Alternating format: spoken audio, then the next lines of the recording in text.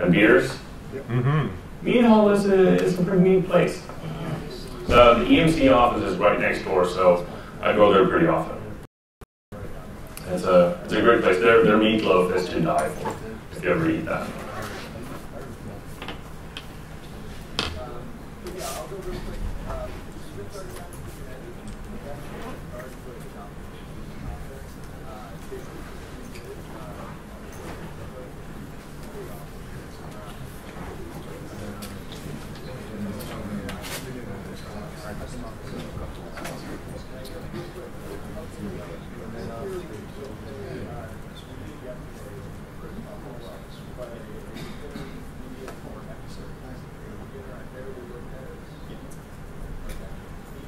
All right, before we start, I'm going to ask you to do something with me. I'm one of the co-organizers for the Dr. Boston meetup, and Doctor has this thing about a Doctor selfie. So I want you all to see if you can squeeze into a Doctor selfie with me. So yeah, I think I got pretty much the entire room here. Smile and say, Doctor. Doctor. Perfect, thank you.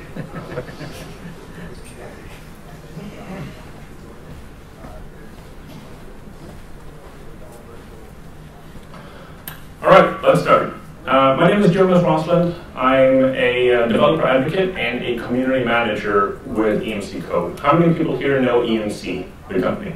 Okay, pretty much all of you. Nice. For those who don't know us, EMC is a big storage company. And my mic got twisted. There we go, better. EMC is a big storage company, headquarters in Hopkinton, offices in I don't know how many countries, hundreds of countries apparently. We do a bunch of storage, but EMC Code is the open source branch of EMC. So we, the team I'm part of, we only do open source stuff. We do nothing but open source, and the past year we've been heavily focused on container management, and specifically data persistence in containers, because we saw there was a gap in that technology. So today, the talk today is we're going to focus on data persistence in containers. I'm going to end the session with a demo, but I'm going to talk a little about how we got to be here and what the issues are with stateful services in containers. Sounds good? All right. Just a heads up as well. You can see this cup here. We're giving those away. You can find them over at the coffee. If you want one of these, you can come up and grab one here. I'm going to give one to everyone that asks me a question as well. They're a limited supply, so they're limited edition. You can sell them for maybe $1.50 on eBay afterwards. The first dumb question, can I have a cup? Yes, you can absolutely have a cup. There you go, sir. All right, so the agenda for today, how are container platforms managed, because we need to kind of establish that first. Then we're going to go into how we handle stateless apps and stateful services. We'll look at how everything is running in containers, and then we're going to look at how we can make this platform understand data persistence, and how we can make the applications connect to proper data persistence layers. So some history. I think you all know this history, but back in the old days, we had clustered servers, we had manual deployments using floppy disks, we had redundancy, not necessarily high availability for our services, and it died. Okay. That was slated yesterday. All right. So if you switch to the part from HDMI, it should be okay. All right. Let me see if that works. HDMI and VGA again.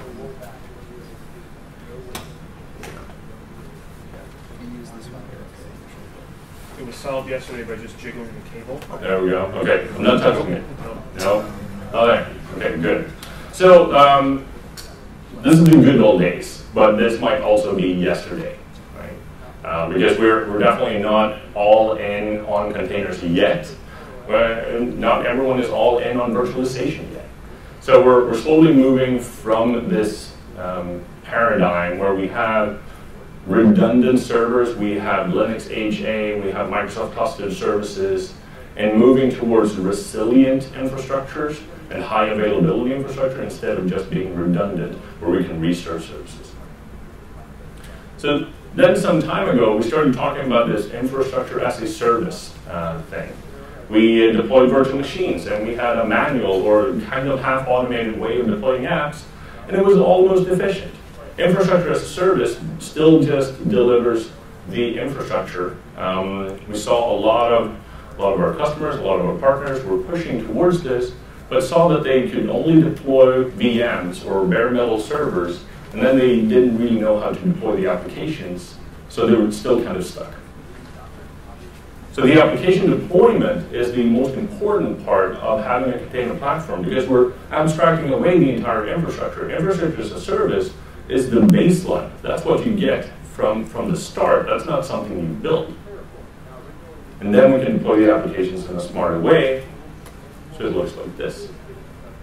We now have container platforms, which is a collection of compute resources that can scale out horizontally and bring scale to your deployments. Of course, you don't have to stay with some of you who are wanting to start out with this. You absolutely do not have to buy this many racks of servers to run a container platform. Absolutely not. If you have a virtualization platform today, spin up a few virtual machines. Start there. You don't have to invest in new hardware. Is that screen still working? Yes. All right. Let's see if this one wakes up. You don't have to invest in a bunch of hardware to be able to run a container platform. So let's look at some standard definitions. When you look at standard definitions for the container platforms, well, the first one is, of course, that applications run in containers. Everything runs in a container. You have your code. You bundle that code with all the requirements for running that code, and then you come up with a container.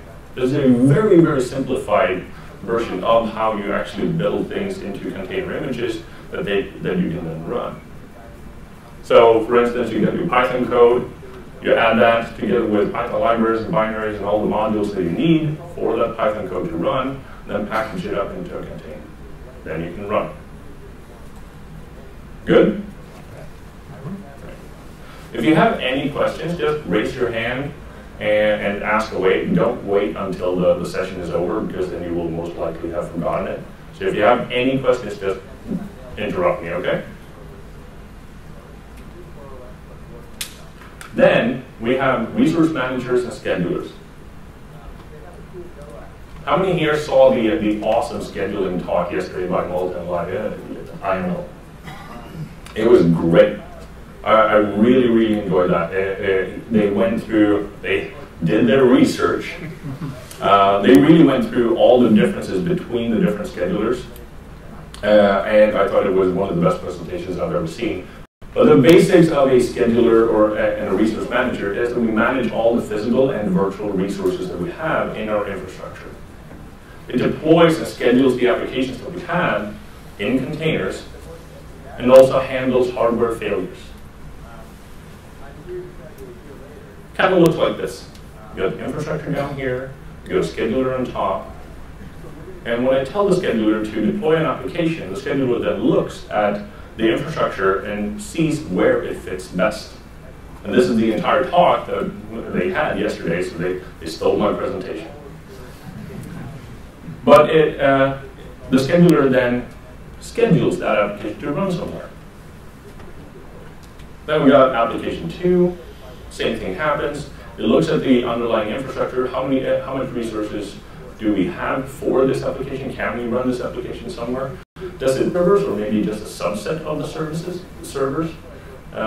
Maybe we want to deploy this in a different data center, then we make sure it runs there as well. So that one gets scheduled, and so on, and so on.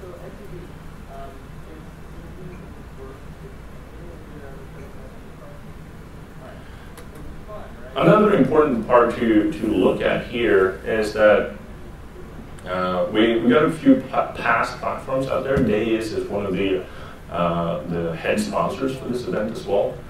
a pass system isn't a scheduler per se. They usually lie on top of a scheduler. Looking at days, they use Kubernetes. They were also supporting MYSOLs until just a few months ago. OpenShift is on top of Kubernetes. Cloud Foundry can run on top of MYSOls.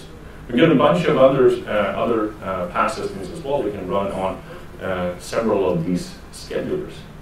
So here's where you deploy your applications and then they get scheduled.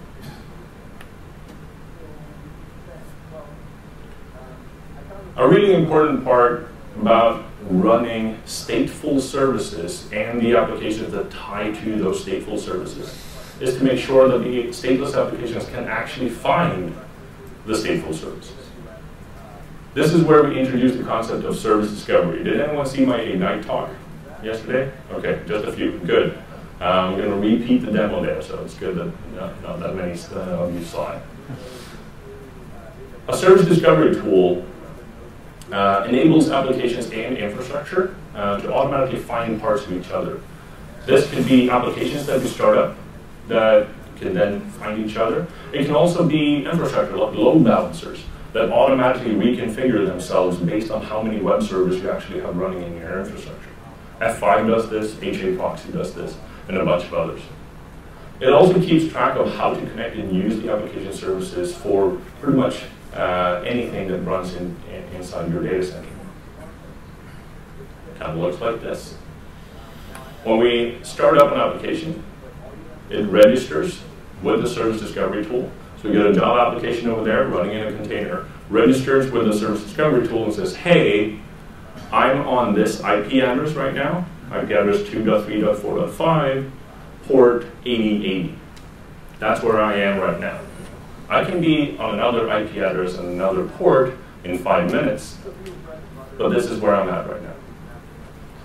So if we have another part of the application that needs the Java portion of this system here, that application can ask, hey, where's the Java app that I need to talk to?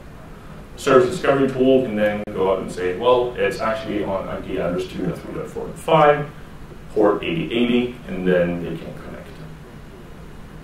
If that Java application was a stateful services, maybe a database, maybe a Redis database, or a Postgres, or MySQL, or Cassandra, the application don't need to have any hard-coded information about the database itself. This is how you can run large-scale environments without having manual configuration and static configuration in your application or in your configuration of that application. Make sense? Cool. So a big thing here, when we talk about running applications like this at scale, is that a lot of people think that you need to rewrite your application. I need to rewrite my application to be able to run it. Absolutely not. Unless you want to make it into a 12-factor application, or your platform as a service system has some certain quirks, you don't have to rewrite your applications. If you want to put it into a Docker container, you can put pretty much anything inside a Docker container. You want to run your COBOL applications? Do it. Fortran? Do it. Yes? But wouldn't, unless you had your service discovery layer also handle proxying for you, wouldn't the issue of the lifecycle of an application, like let's say that you're running Jira, and Jira wants to talk to a MySQL instance somewhere. Yep. If that MySQL instance moves, then you're probably going to have to restart Jira so that whatever is rerunning its config files to make it service discovery friendly. Yes, absolutely. So there are certain applications that are not built really for this scale yet. But I'm going to show a demo later about it with a very, very simple rudimentary demo of how you can build that functionality into your application. But yes, certain applications, they use static connections. Once you have configured it, you need to restart the service before it can reconnect to something else. Modern applications might not be written that way. That's a good question. You want to come? Sure. All right. There you go. Thank you.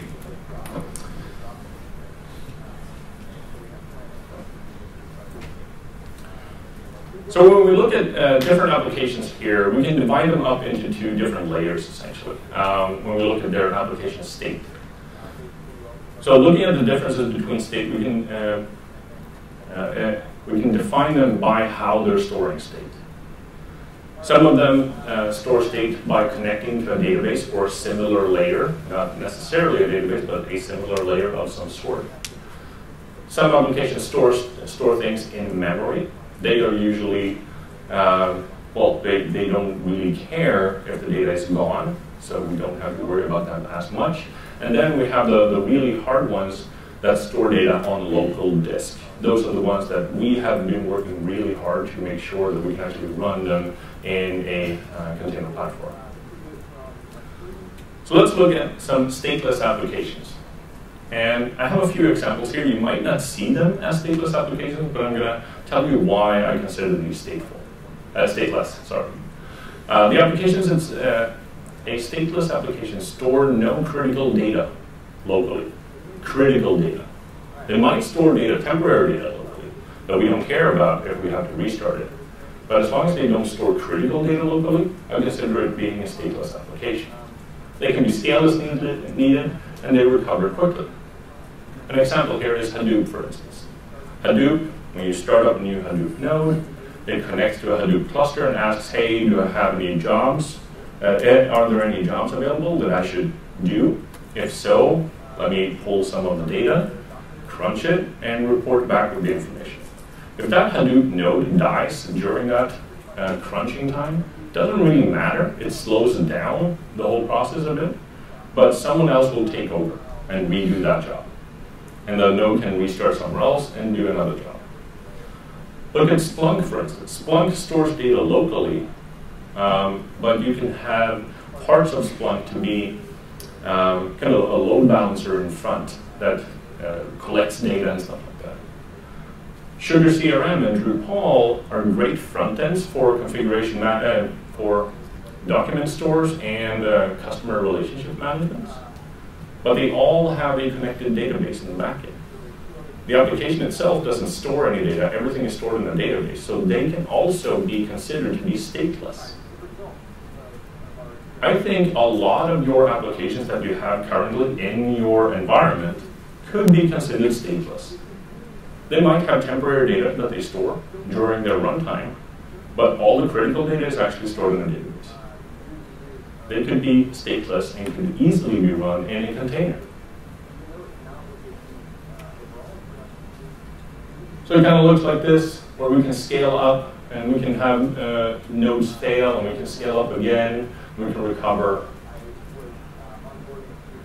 Then when we look at stateful services, this is where we get into database land. They have been usually treated as high availability applications or redundant applications. They've been running in clusters. Some of them have been scaled out. Some of them have been scaled up. But here are a few examples of them. Postgres is a great example of a database that's being kind of redoing itself and making sure it actually scales now for the modern environment. CouchDB is an interesting one. MySQL, of course, everyone has used MySQL at one time or another, and MySQL is also a sponsor here today. MariaDB, kind of fork of MySQL, and Kafka is a really, really interesting message system as well. When we look at MySQL, you say, well, we can't really run MySQL in a container, right? Well, of course you can. This is the Docker file. How many here have used a Docker file before or read a Docker file? Great, I love it. So this is the Docker file, the official Docker file for MySQL in a container. You can see here we start out with Oracle Linux as the base, of course. Then we add some environment variables, we run some commands, we add a volume, and this is the important part, the volume there. We copy some shell scripts, the entry point shell script. We start that, we expose on port, and we run the MySQLd command. This is the officially approved MySQL Docker file for running MySQL in a container. So you can absolutely run stateful services. I'll get back to the volume piece there. But so when we look at applications, we can see that we have front-end or non-persistent applications, we have scale-up applications, and we have scale-out applications. So we can divide them up in these different areas because they have to be treated differently.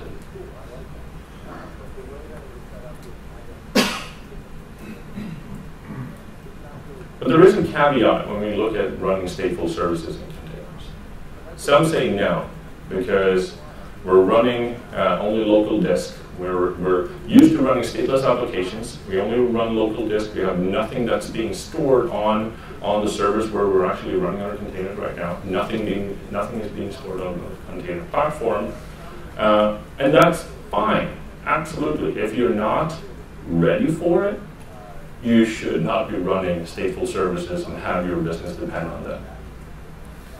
If you're only running on local disk and have a bunch of clusters for your containers, that's not a good place for, that might not be a good place for your stateful services. However, if you have an environment, looking at an environment where you have EMC storage, or if you're running on AWS where you have EBS volumes, or if you're running on Google Compute, where you have Google Compute volumes, or if you're running on an OpenStack environment where you have access to Cinder volumes, that's actually a good environment where you can run stateful services in containers. This enables your data to be stored safely instead of being gone when you restart the container.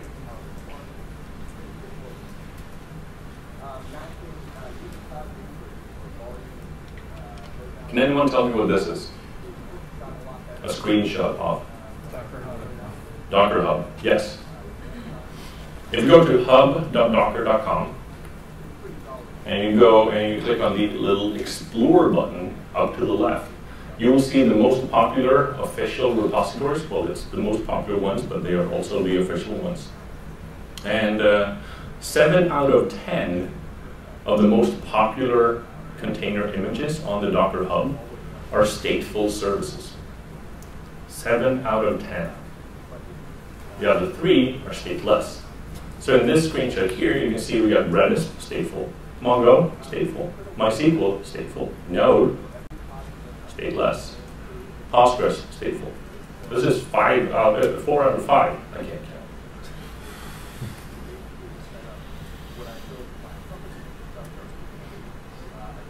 So the container platforms that we have, they've been mostly focused on stateless applications. That's what we started out with Docker. That's what we started out with LXC. Stateless applications is pretty much, it's the easiest one to tackle. So of course we start with that, and that makes sense. If we started by tackling the stateful services, Docker and LXC and all the PaaS systems out there would look nothing like they do today. But many of them, or I would say most of them, are working really hard to make stateful services part of their inventory. Cloud Foundry is adding stateful services to their repertoire. Cloud Foundry, the front spokespersons for stateless applications and 12-factor apps are adding in stateful services to their platform. So how do you handle both types? How do you make sure that you can handle both stateless and stateful services in your container platform? Well, one way is to do it like this. You have your stateless applications here to the left, and they're running without any attached storage whatsoever, just local storage, local temporary storage for running the container images. And then you have a specific environment here to the right where you run your stateful services. These could be virtual machines or containers or bare metal servers, but it's a separate environment. So you're storing your data outside the container platform. That's absolutely valid, and that's what most people are doing so far, which is perfectly okay. But we also see a lot of drive to be able to store data inside the platform, because it's just another application. It's just another scale-out application. And we want to handle it the same way. And we want it to be able to move around freely in this awesome infrastructure that we have built out.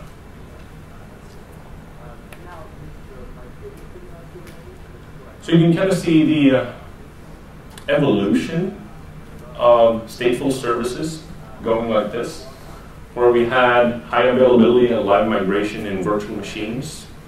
Still have that.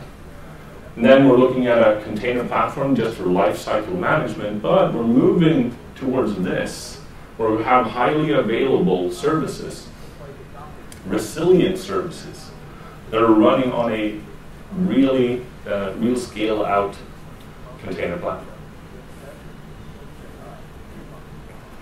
Any questions so far? Yes? So sounds like this stateful services will and most likely add another dimension into in terms of complexity into scheduling. Yes. Now you are talking about yet another big variable you have to take into consideration. Now the scheduler has to also have some kind of intelligence to see the underlying platform it's running on actually has the back-end mapping storage and all the other things. Yes, absolutely. So that's a great segue, because that's exactly what I'm going to be showing. Oh. So yeah, absolutely, it adds complexity. And before this, we only had to worry about compute, memory, and network. Now we have to add in storage as well. So absolutely, it adds complexity, it adds management complexity, but it also adds a lot of operational efficiency, because now we can run stateful services in the same way as we run everything else. So yes. So making the platform understand storage is something that we've been working really hard on at EMC Code. So when a container starts, we can, when we look at how storage in containers work, you can see this. When a container starts, we can map storage to it. I'm sure you've all seen how we do run a Docker container with a Docker volume.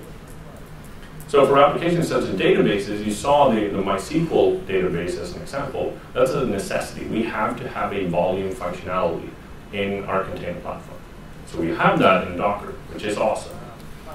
When a container stops or gets killed, we can reuse that volume in another container by manually mapping that volume. Okay, that's nice.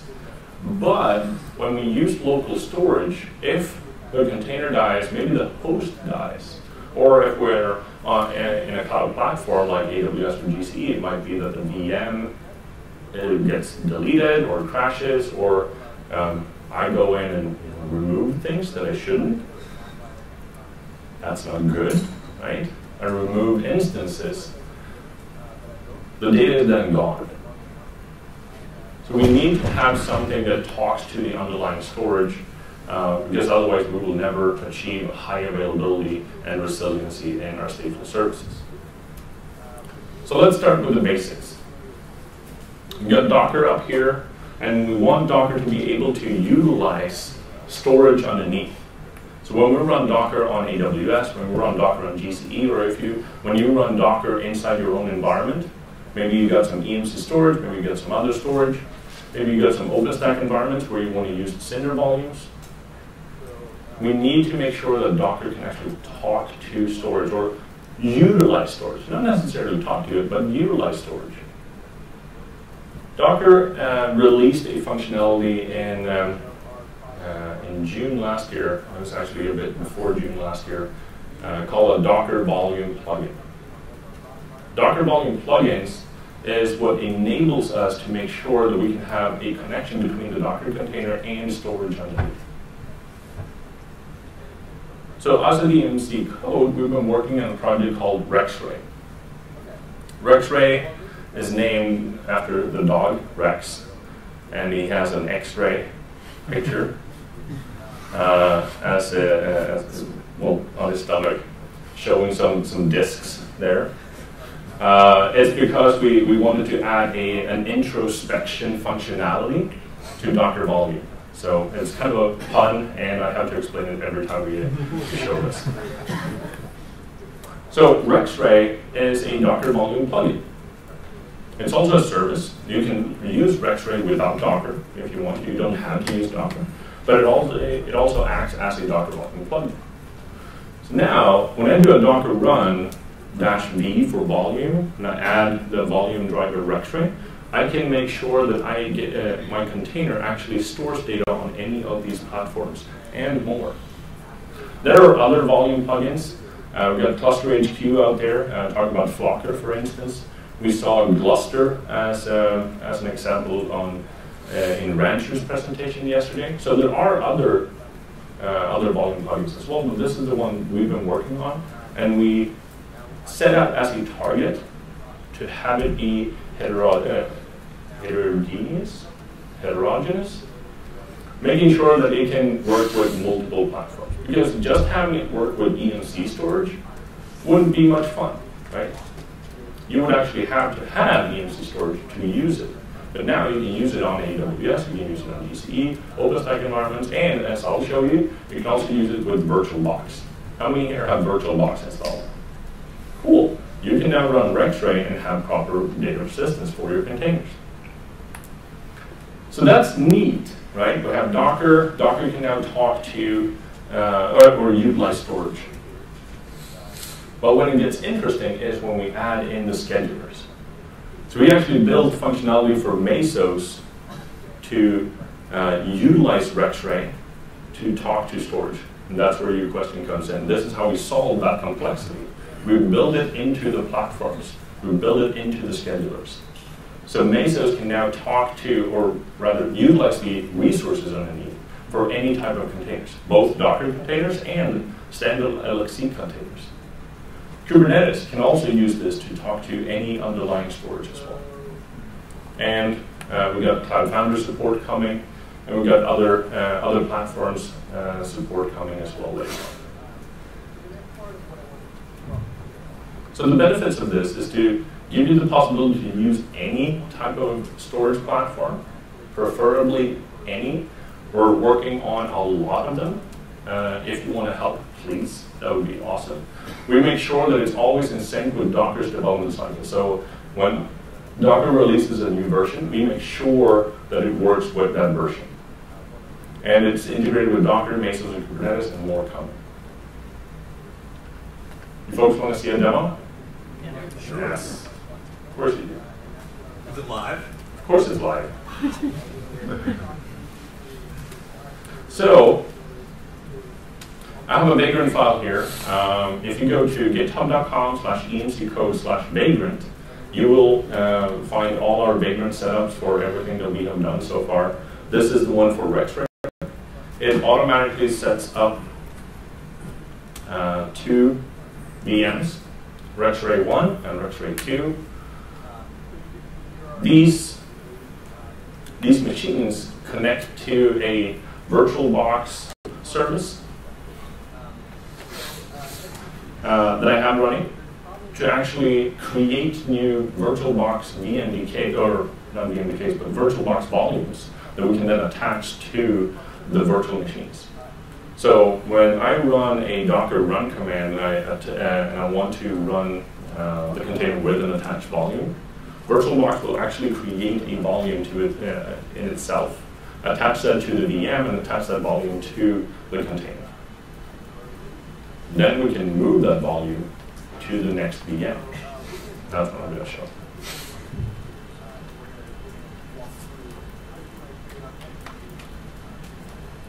Any questions while this is booting up? Yes? Obviously, you're looking at EMC storages. Does it work with any other of the major storage vendors? So it's completely open. It's an open source project. If any other vendor wants to add in functionality, they're more than welcome. To no traction in any of our competitor storage environments for this. So far we have this. If you want to add in competing functionality, absolutely. We absolutely welcome that. We want this to be a commonly used solution instead of having to utilize tons of different drivers. Any other questions? You get a cup, by the way. You can pick it up later. All right.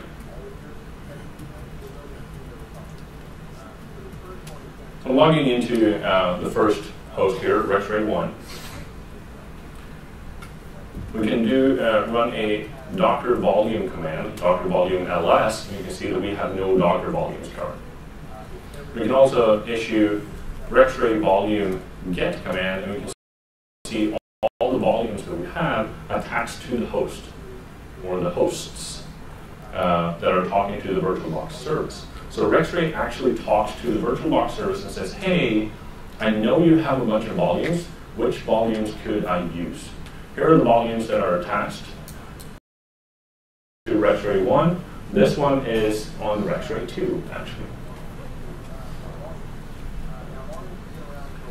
Now, if I were to run, let's say, Redis, I'm going to add a data volume. I'm going to call it Redis data to make it more real. And it's going to pull down the Redis container. Right?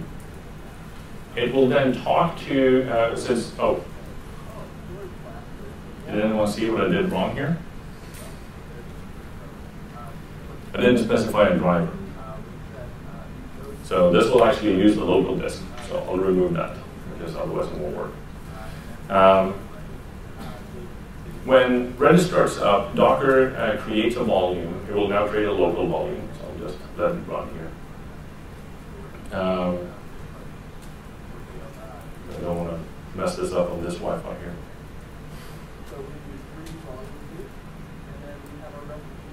So what happens when we specify the volume driver is that Docker talks to Registry and says, hey, I want a standardized volume. You can add in options like, I want this number of IOPS, I want this size of the volume, and depending on your storage platform, we of course support snapshotting functionality and a bunch of others depending on the platform itself.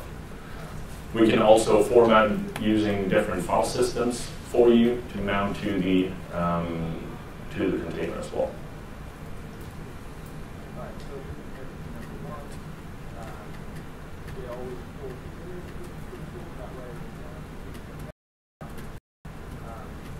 Do some preparation here.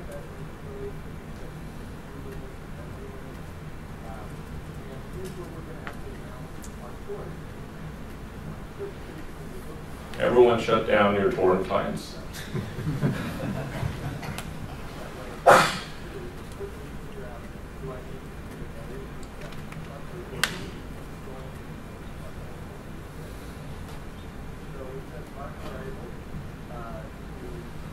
This is what I get for doing it live.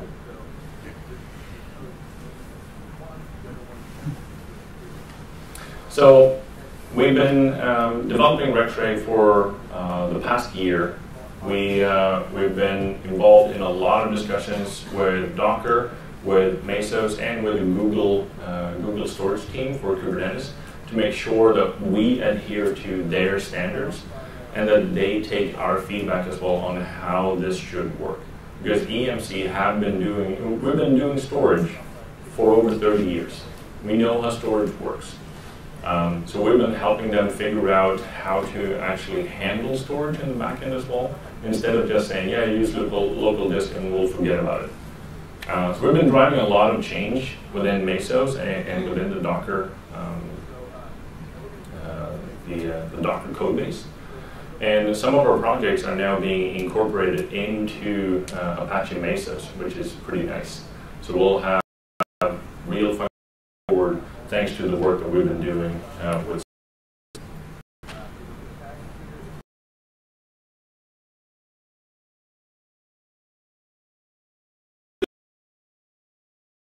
the test.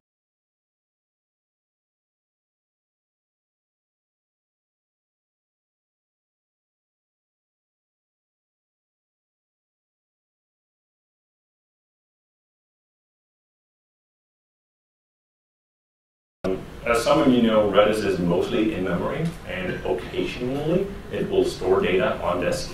But the point of Redis is always to be in memory first, and then store data on disk. But now we can actually connect to Redis here. And I'm doing it the wrong way. Never log in to a container, okay? Don't do this.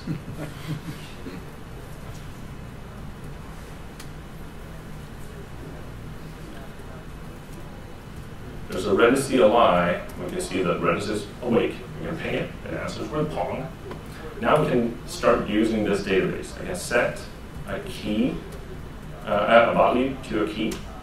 I can get the value from that key.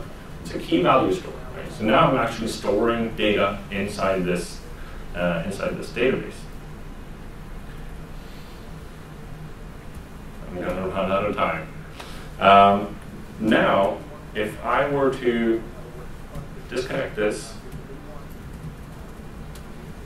you can see the container's still up and running, right? Let's do a docker kill 1A. Do a registry, volume, get. You can see that we have a new volume here. This Redis data volume is available. It's 16 gig in size, doesn't have any IOPS settings on it. It's actually located as a local file, a local VirtualBox in my laptop's file system, because that's how VirtualBox does it. It's not attached at all. So if I were to run this command again, preferably on the other host, but that's not awake yet. If I were to run this command again, I can now do the same thing. I can look at this volume.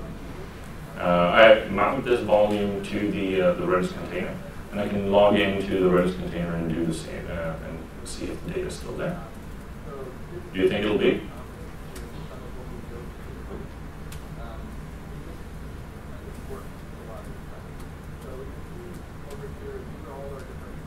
Answering.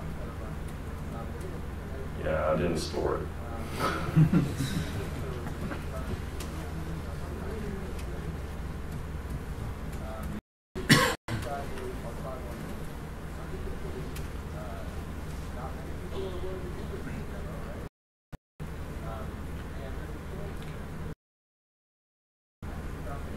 Go. 8. No, I killed it. Oh man, I'm losing it today. I'm sorry. All right.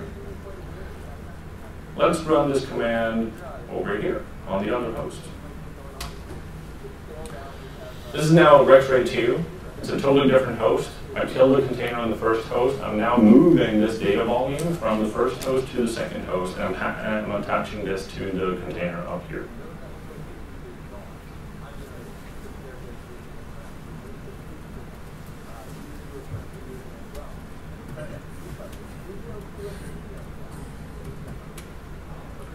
Run the Redis CLI.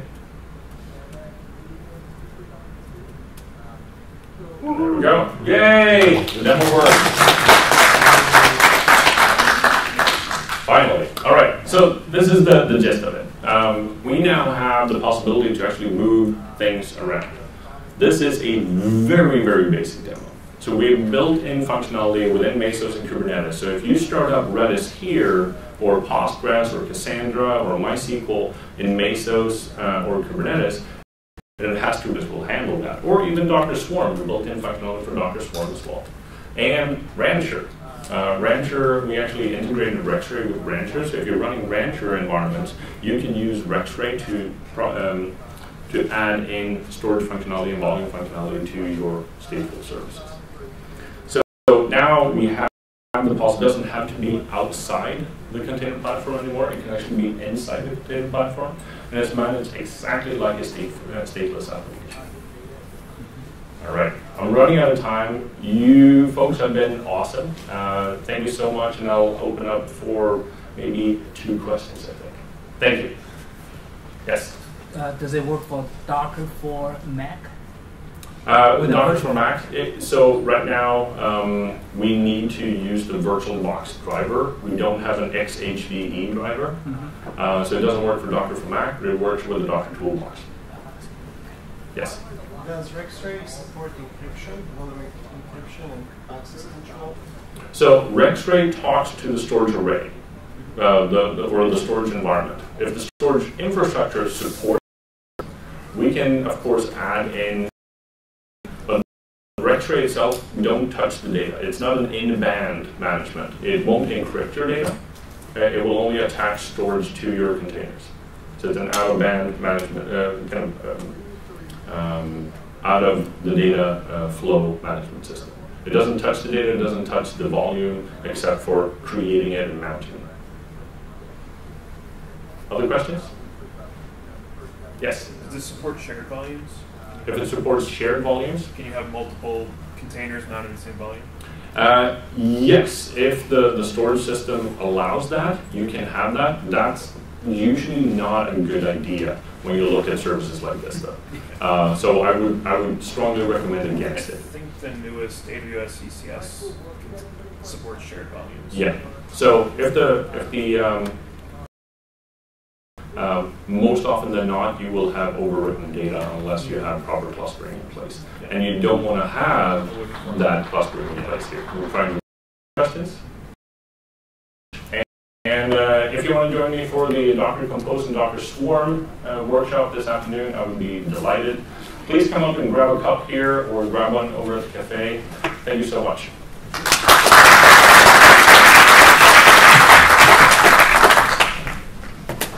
Lots and lots of contributors. We hope you'll take a look and maybe even contribute. We also have, of course, our enterprise side of things. We have Quay, which is our container registry product, both on-prem and hosted. We'll show some details of that today, as well as Tectonic, which is our on-prem enterprise Kubernetes system. And of course, we're hiring in all departments. This includes in New York City. We are the New York-based team. So if you're interested, please let us know. A little more background. Quinton and I are on the Quay container registry team. Quay is, as the name implies, a container registry for Docker and ACI and soon OCI images. You can push and pull your images, manage the ACLs, download them in a variety of formats, and other things such as security sync, which we'll be talking about. So, getting started. The big question, why is container security a problem? I'm sure a lot of us have some good answers to this question, but let's deep dive in a bit. If we look at traditional deployments before containers, there was a fairly clean separation as to who was responsible for one half of the stack versus the other. So ops people would be traditionally responsible for the operating system itself, the kernel, your init system, maybe SSH. If there was any vulnerabilities in these portions of the operating system, they would perform the upgrades. And similarly, the ops people were in general responsible for the packages installed in these operating systems as well, Python, Java, Nginx. While developers were primarily concerned with the applications, although they would have absolute requirements on which packages were available on their system. Moving forward a bit, we started to see a little bit of a clash in this area around, well, a developer might say, I need Python 3.3 to be installed on my systems, while the ops people say, no, I need to do an upgrade because there's a security hole in this package or amongst other packages. So we started to see a little more friction develop in this area, and not very many great solutions except for rolling deploys and lots of testing. Containerized deployment actually moved the separation concern and established new clear lines. Now, developers were responsible for the versions of the packages that they were running because the packages themselves were contained within the container images. So for example, app A may have Java installed, whatever version the developer felt they needed at the time. App B may have Python, while the operating system itself was still under the purview of the ops person. And in fact, we could see that app A may have one version of Java, say Java 7, while app C could have a completely different version of Java, say Java 8. And there's no conflict here. You can have whatever versions of whatever packages you want within your container images, and they won't conflict. And so now, as a developer, you get more control over how you move your package versions forward. However, while being great from the perspective of maintainability, it introduced some additional problems. So first, in practice, we don't just have Java 8, just Python inside of our containers. Most of our containers are, in fact, a whole slew of packages, that we're building on top of. So if we've ever built on, say, the Ubuntu base image, even if you're building on, say, Alpine, you're still getting basically part of a kernel. You're getting perhaps an init system, maybe SSHD, and then you have a whole set of other packages inside of your containers. And this, in fact, leads to the reality that for most people, containers are, in fact, opaque. especially if you're going to be running multiple microservices on the same machines, and those services are maintained or managed by different developers. This is in fact even worse if you're using just random base images to create your code. So let's say you're using the Golang on-build image from the Docker Hub. Fairly simple, right? You're just going to do a go build, right? Seems like it should be fairly simple and not have too much in it. But you don't actually know what's in that image. I mean, you could probably do some effort and try to figure it out, but who knows what's in that image, what vulnerabilities they may have, and what may be introduced into your running stack when you push the image that you built using that base image. So, you know, this is a problem in the abstract, but realistically, why is this an issue, right? I mean, software has problems, but is it really that much of a big problem overall?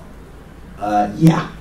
And if we look at just an overview of the number of vulnerabilities reported over time, we can see that the last couple of years we've seen significant spikes, and we're trending again this year to significant overall security vulnerability counts being very high. Of course, 2014 was pretty crazy, nearly 8,000 reported vulnerabilities, but even last year at over 6,000, we're looking at a large problem. And in fact, it's gotten so bad that we have the reality now of branded vulnerabilities. So this is, of course, a whole new idea of like, we're actually putting marketing effort now behind our vulnerabilities to get the word out to people to say, hey, look, something's wrong. So first of all, does anyone know what this vulnerability is? Ghost, yeah. CVE 2015-0235, aka Ghost. Fairly innocuous sounding, but it's a buffer overflow and get host by name that pretty much allows a remote attacker to do anything they want on your machine. That's very, very, very scary. How about this one? Heartbleed. Heartbleed. That 24 hours where we were all patching our systems in a frenzy.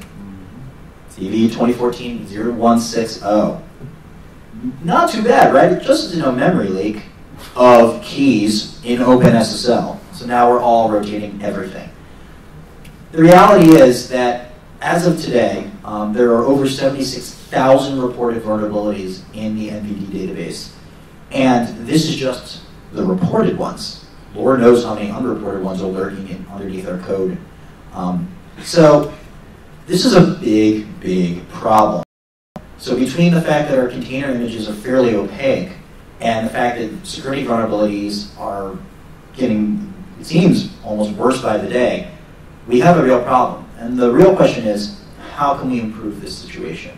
And we at CoreOS actually asked ourselves this. So the answer we came up with is, let's inspect our container images, find out what's inside, and hopefully identify these problems before they become, an article in a newspaper about how, our systems got compromised. But how do we do so? And how do we do so at scale? Which is always a big question for us at CoreOS. So a little more context to show why this is just not a simple problem. So the Quay hosted registry contains millions of images that can have vulnerabilities in them. It's not a small set by any means. Running container images can be highly insecure. I mean, any of these vulnerabilities could also cause breakage at the side of the container itself. Not to mention the fact that that doesn't handle the case where the container images may actually have honestly got malware in them. At the very least, running them could start spam bots.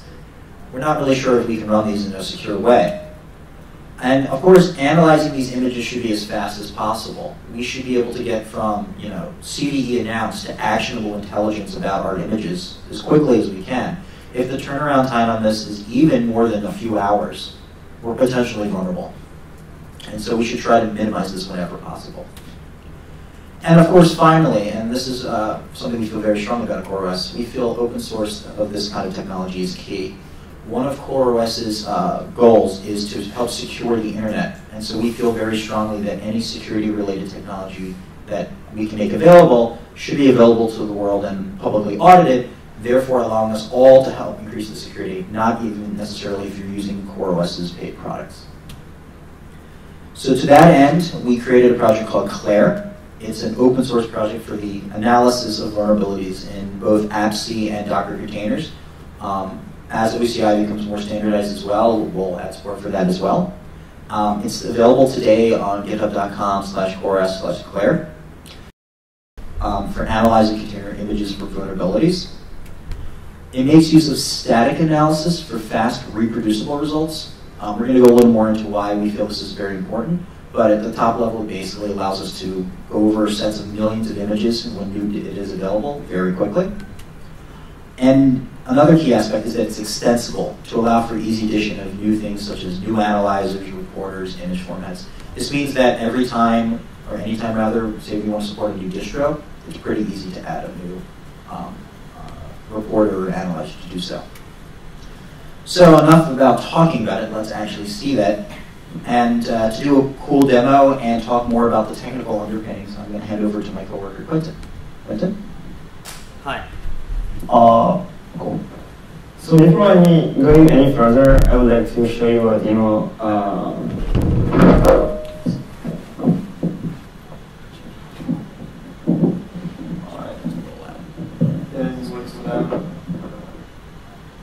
Okay, cool. Okay, let's go. So I would like to do a demo through our integration with Quay. So about a month ago, I found an Nginx image online, and I could simply have deployed this image to get my web server running. It would have taken me a couple seconds, right? But I was not actually sure of what this image was, so I decided to instead push it to Quay and see what Claire can say about this image. So here we are on my local instance of Quay. We can head to the tags page, and we have latest tags, and we have a security column. So I'm gonna just click on this and have a report. So interestingly, this small Nginx image contains over 600 vulnerabilities, and this is quite terrifying. So by scrolling down, we can see some very, very cool stuff, like OpenSSL vulnerabilities. Introduced that container because I have OpenSSL in version 1.0.1K1, whatever that can mean. We can actually see more details. So here we can learn that anybody can exploit this vulnerability over the network without authentication. It's very easy to exploit, and that might impact my confidentiality and integrity completely. We also have a small description here describing the vulnerability. We may learn more by clicking on the link to the upstream vulnerability, on which we have a bunch of references. We also have cross-references with the other distributions that claim this vulnerability. And what is interesting here, we can see that this vulnerability can be fixed by upgrading OpenSSL to that version, which is not very far away. We also learned that it has been introduced in my image through this command, which doesn't sound like so terrifying at the first glance, but anyways. And actually, if we look at the top of the page, we can see that over 400 of these vulnerabilities can be patched. So that means that this image is probably quite old. There is something way more interesting about this image. If we keep scrolling, I don't know if I will find it immediately, but okay, I can filter it. I know what I'm looking for. All right, what you see here, we have a vulnerability introduced by MySQL in that image. Why the hell do I have MySQL in that Nginx image? Okay, so let's take a moment. All right, so I wanted to have a look at everything that can be included in that image. So I will head to the second view, right here, and we have a list of all the detected packages and features on that image. We'll, of course, find MySQL again, right here. We'll also find OpenSSL, for instance. There are a bunch of stuff there, Git, SQLite, Subversion. Well, that makes more sense, actually. So what's more interesting about this page is that we can actually see the impact that upgrading all our features and packages to the latest version may have. So for instance, by upgrading OpenSSL to the latest version, I will remove 7 high vulnerability and 19 additional ones, like lower ones. right? So I should probably upgrade OpenSSL to the latest version right now. I should probably also remove all like the packages that are useless, right? Like MySQL, what the heck. Yes. So once I fixed everything and I feel comfortable with my image, I obviously don't want to come back on that page because I'm way too lazy and too busy doing stuff. So what I'm gonna do is setting up a notification in the setting page. All right, so create notification. You're gonna tell me when everything blows up. You're gonna tell me when a vulnerability is found. I'm only interested in, like, let's say, high critical and difficult vulnerabilities. And you're gonna send me a local website notification. You might also send me like Slack notifications, or webhook, or emails, but for the purpose of this demo, we're just gonna use this thing. Okay. Now, what I'm gonna do is create a vulnerability on my local running clair. So to do this, I'm going to use the API. There we go. So, okay, that's readable. Okay, cool. There we go. And in a couple seconds, after refreshing this page,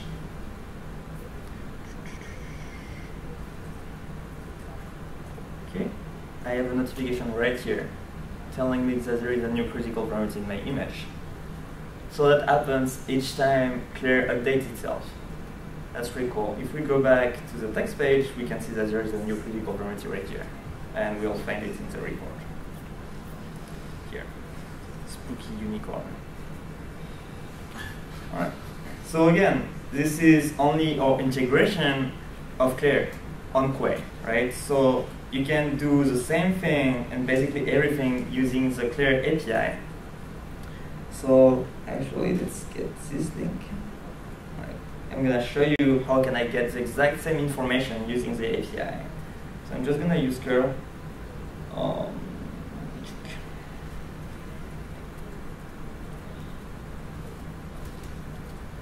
There we go. Probably have to filter it.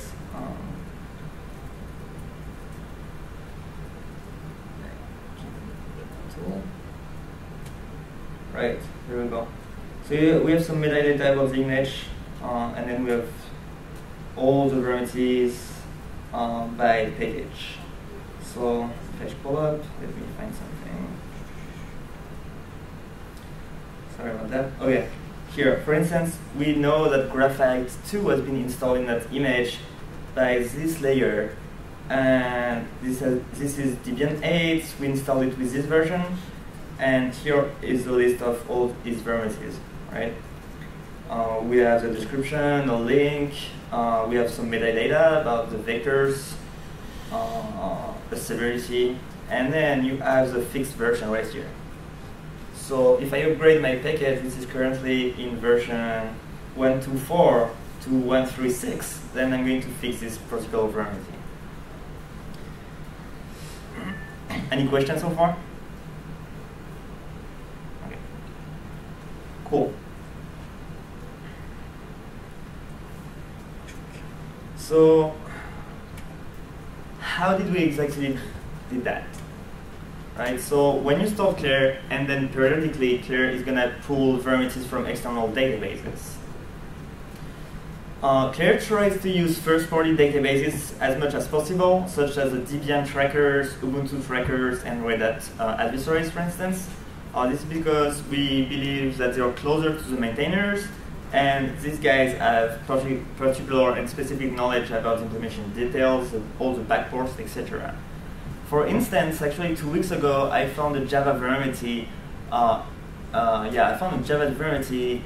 And that vulnerability was not affecting Debian.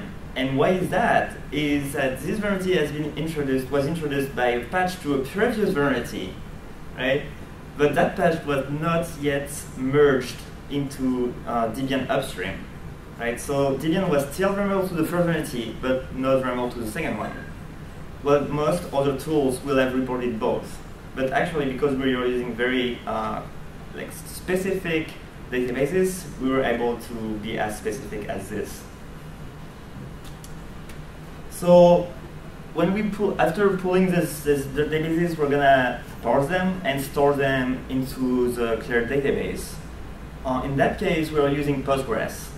In a very early prototype, we were actually using a graph database.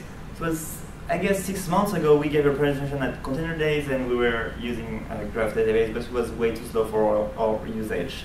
So now we are using Postgres with recursive queries. We are very happy about it. Yeah. Once Clair knows about all the varieties, we may start analyzing images, right? So what we'll typically do is pushing an image to your registry. In the case of my demo, it was Quay. And then that registry is going to ask Clair to analyze these images. It's going to do it using the Clair API. And it's going to analyze images layer by layer. As you may know, Docker containers are made of layers. And by analyzing these images layer by layer, we are actually able to skip the analysis of all the layers that we already saw. Right? So we're saving a lot of time here. Then the API is going to pass these layers to the worker. And the worker is going to give these layers to all our different detectors. So we have 3 kinds of detectors. The first one is a data detector. These data detectors are supposed to extract the static content from images depending on their image format. So may that be Docker images, AppC images, OpenVZ images, or just here to extract the data from them. And then we're going to pass this data to the feature detectors. And these ones are the most important ones. So we're going to extract anything that they can possibly find in that image. May that be packages, configuration elements, keys, etc. Basically everything that could lead to having varieties. And finally, we have the namespaces detector. And this is to create a context between which feature we detected and the operating systems, basically. Okay, so it's to draw a context between the detected features and the varieties. So for instance, this is saying that I installed OpenSSL as a detected in my feature detector, but I installed it for Ubuntu 8 and not Debian, for instance, right? So it's helping Clair to understand which variety database it should look for.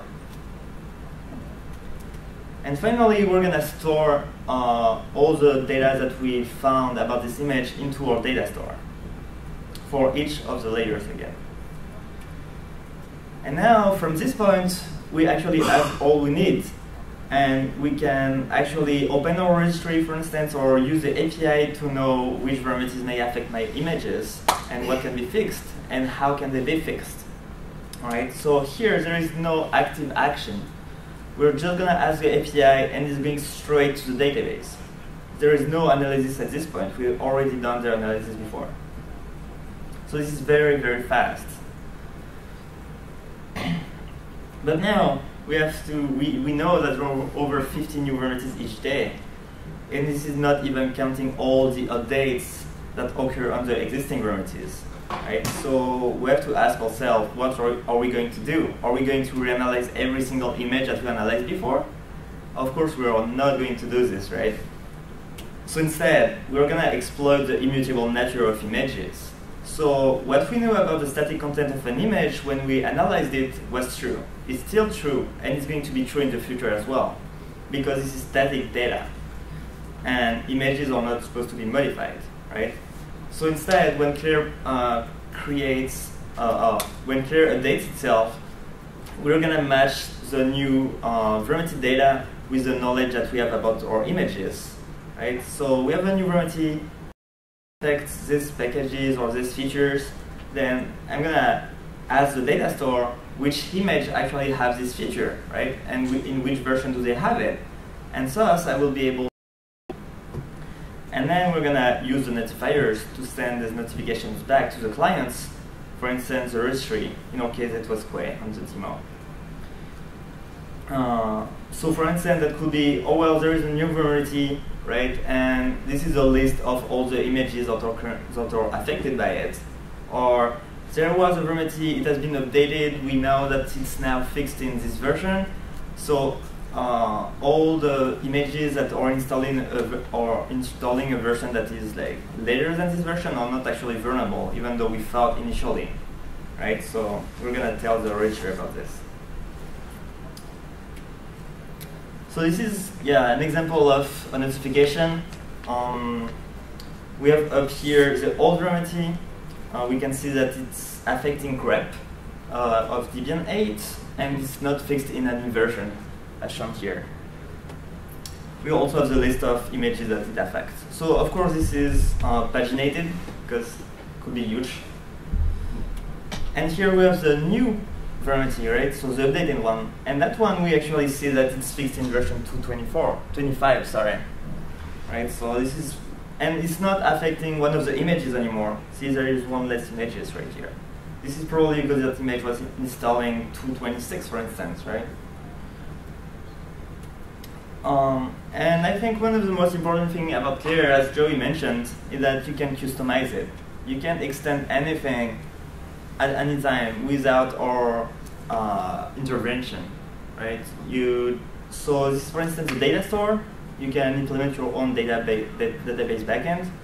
If you want to install Bolt, for instance, or I don't know, MySQL, Galera, it doesn't really matter. You can extend it. You can extend the vulnerability updaters. If your company has some knowledge about internal vulnerabilities, for instance, you can just add yours, basically. You can extend the notifiers to have an internal way to send notifications to you. And then you can extend all the detectors. So you can add new image formats, you can add new feature detectors. If you have to detect your internal applications or self-compiled software, and the namespace detectors. So as you can see, you can basically extend anything here. Right? It's except the API. Okay, so here is a list of interfaces that you may want to implement to add new components. So up there, we have fetch update, for instance, and this is simply returning a list of vulnerabilities to Clair. We also have the notifier, which is even simpler. It just takes a notification and tries to send it to the other party. And then we have all the detectors, data detector, feature detector, namespace detector. They all have the same method name, detect. They return different stuff, obviously. And finally, we have this huge one, which is the interface to implement your own data store. So what's next? We'd like to extend our capabilities. We'd like to add Alpine Linux support, for instance. They currently do not provide a machine-readable vulnerability database. It's just quite terrible. If you want to see that happen, we have a Google link. Yeah. Go there and add a +1 to the issue. Hopefully they'll convince them to move forward more rapidly. We'd like to implement NPM. This is actually currently done by Huawei. They are doing an incredible job around this. We'd like to add Python, WASP. Clair has been designed to be used by developers and registries, so you have to use it through the API. But as we saw, like a lot of the community want to use it through the command line. So we'd like to add a new command line tool. There is currently a contribution command line tool, which isn't great. It's not the best thing out there. It's usable, so you can definitely analyze your local images using this. There is someone in Belgium actually having a great command line tool. We're looking forward to merge it into the stream. And basically anything you'd like to see, because again, it's open source and you can extend it. That's all we have for today, so thank you so much.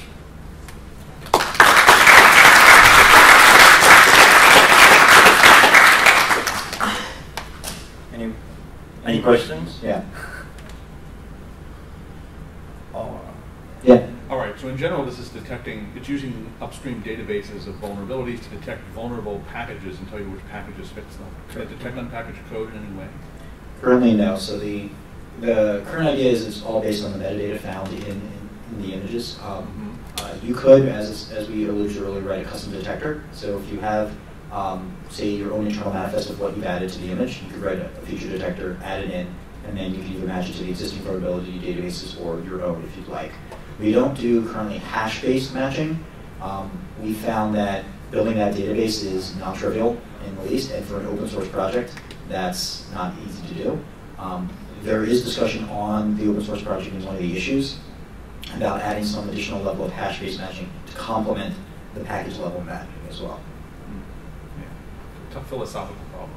Yes, and of course, even hash-based matching will not stop malicious vulnerability injection, because you know it's just change your code in some way and the hash will be wrong. Yeah. Cool. Any other questions? It looks like you work with Docker and Quay registries, is that correct? So the open source project itself has just a well-defined REST API, so it can kind of work with anything. There are multiple registries that have done integration already. Quay is one of them because, of course, we're the Quay team. Huawei also has an open source registry called, I believe, Dockyard, and they've done the integration work as well. There are people who are doing integration work with the Docker open source registry. I don't know off the top of my head where that code lies, but it would be fairly trivial to do, I imagine, because the API is well-defined.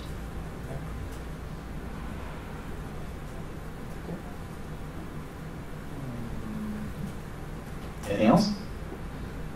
All right. Cool. Thank you so Thanks, much. guys.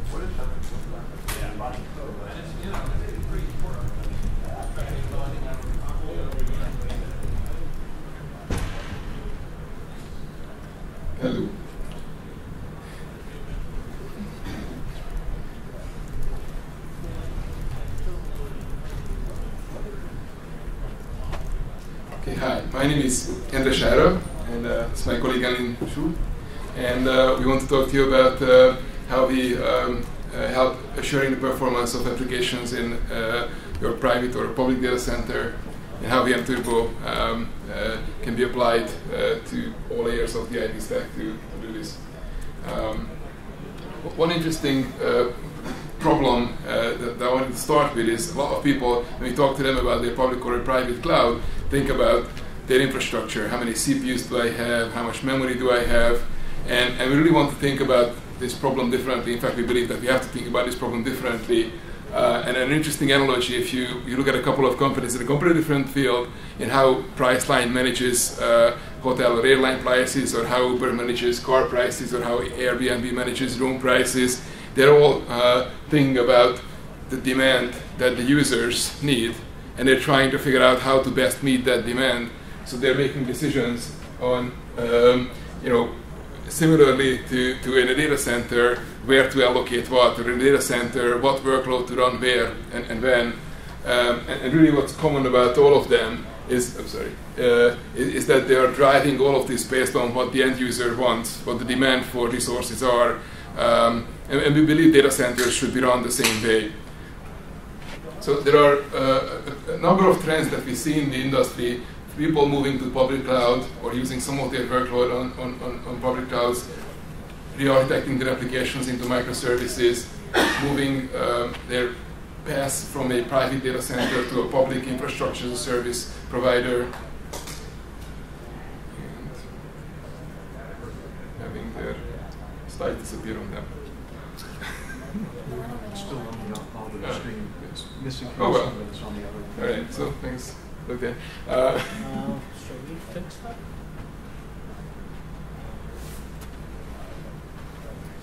It's the connector there. We had the same issue earlier. The connector. Just on the table. Okay. It's back. If you move it, then it goes away. Okay. Well, thank you.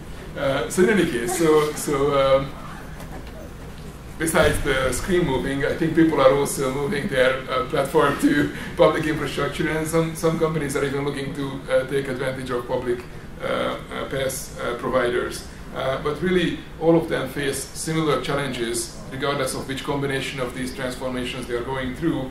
They are not able to utilize their infrastructure efficiently, either if it's how many VMs they need in Amazon, or how much infrastructure they have to buy. They end up with underutilized infrastructure. They are challenged with managing their application performance. How many application instances do you need, and how do you prioritize these applications, and how do you place these applications across the combination of the infrastructure that you have, and how do you, and most importantly, how do you do this continuously in real time? Because all of these things are going to change as you look at the trends. They are going to change faster and at a larger scale.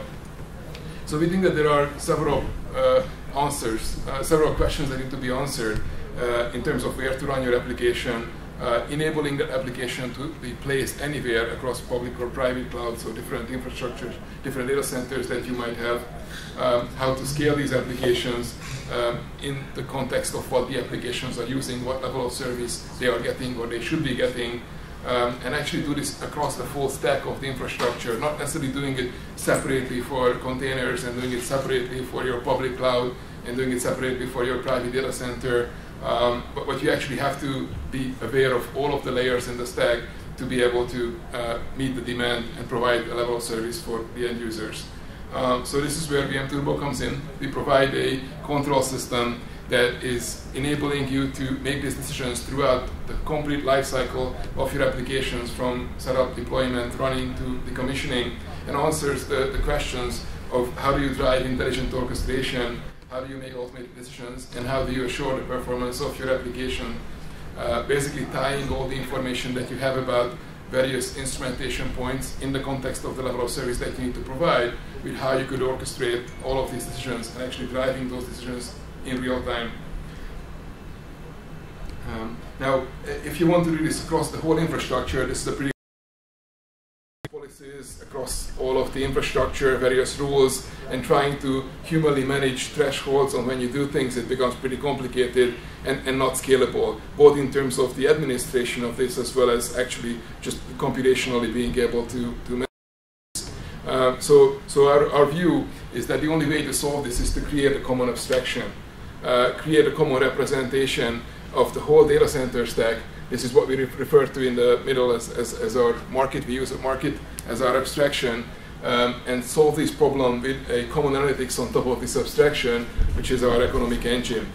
And now, if we have this common language that is able to represent the whole data center and a common analytics that solves all of these problems, then the only thing that we need to do is to enable developers to write different mediation components that are interfacing with the different layers in the stack, populating the abstraction, as well as having the ability, the same mediation component to take and execute these actions, effectively drive orchestration or drive these control actions back into each layer within the stack. And to prove this, we actually have done this for several applications, legacy applications like database servers, application servers, web servers, converged fabric, different cloud platforms, pretty much all the hypervisors, a number of underlying storage infrastructures, public cloud vendors, as well as containerized applications that are running on top of this. So you end up with a single platform that is able to manage all of these layers, and the screen disappears again, and enable these decisions to be executed to enable applications to run anywhere, anytime, on any infrastructure.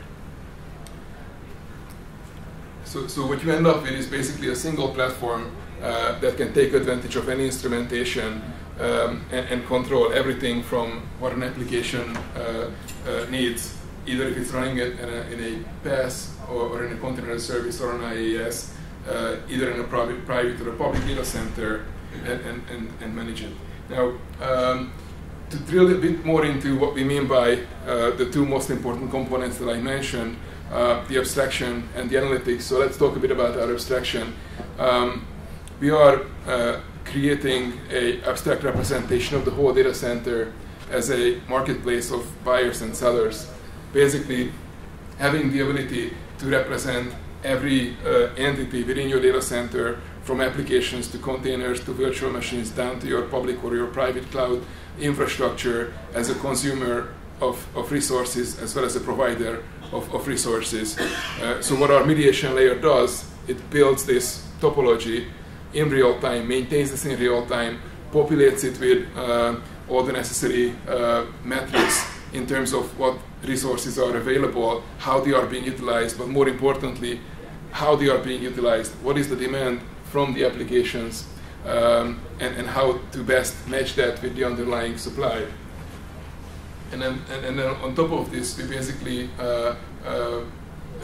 drive decisions using an economic engine that is taking into consideration all of these constraints and finds the best trade-off between them. Because what may not be obvious from the previous slide, but decisions that you have to make here are actually often conflicting with each other. So if I have two applications that are communicating frequently with each other, they should be located closer to each other so that you reduce latency. But that might create a storage or a compute bottleneck. You want to move them further apart, but then you end up having higher latency. So really, on top of this abstraction is a continuous real-time constraint resolution of resolving the combination of these constraints across compute, storage, fabric, different clouds, the cost of the cloud versus your private data center utilization, and basically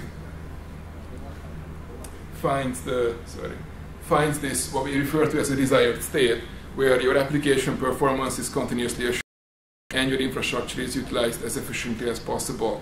Now we apply of ours, and what we want to talk a bit more about today in more detail is how do we apply this to workload running in Kubernetes and Mesos using the exact same analytics, the same abstraction, and assuring the performance and utilizing the infrastructure as efficiently as possible.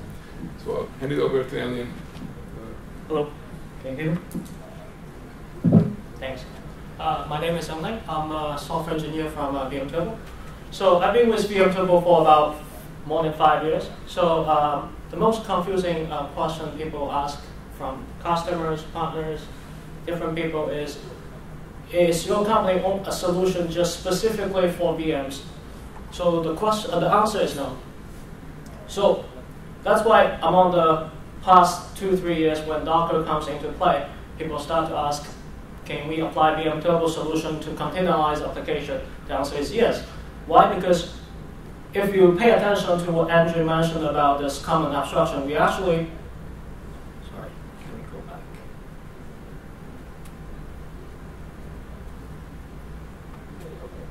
So, I'm sorry. So this common marketplace of sellers and buyers, actually it doesn't care where you run your application. You can run your application directly in your VM if you have virtualized the data center, or if you run Kubernetes, you run applications in your pod. If you run MYSOL, you run application in your container. It actually doesn't matter because we have this common abstraction that can apply to any vendors, to any layer of the infrastructure. So for example, if you have applications directly running inside a virtual machine and virtual machine running in a physical server, then virtual machine buys resources from the physical server, like those compute resources like CPU, memory, and these becomes the expense of the virtual machine. And then at the same time, application runs in the virtual machine. For example, SQL Server needs to handle a lot of read-write transaction and need to buy resources from the virtual machine. So it becomes the revenue of the virtual machine. So this expense, revenue, ROI, all these combinations come together, make us enable us to delegate all these decisions to those buyers and sellers. So it is completely abstract because we don't care how you run the application. You can run application in container, and you can run application in VM, and we make decisions based on this. Right? So for example, if a virtual machine is selling a lot of resources, the application makes this virtual machine very profitable, and at the same time, it's not paying a lot of expense to the physical machine because the physical machine resource is not that congested. In this case, the virtual machine will decide to resize out to get more resources. So all these kind of data center decisions, we delegate them to every single consumer provider and use the basic economic supply meets demand theory to control all of them. It's completely abstract. So for those who never heard about VMTurbo or who thinks VMTurbo is specifically for VM or thinks VMTurbo is just a scheduler, here I want to share with everyone about our open abstraction.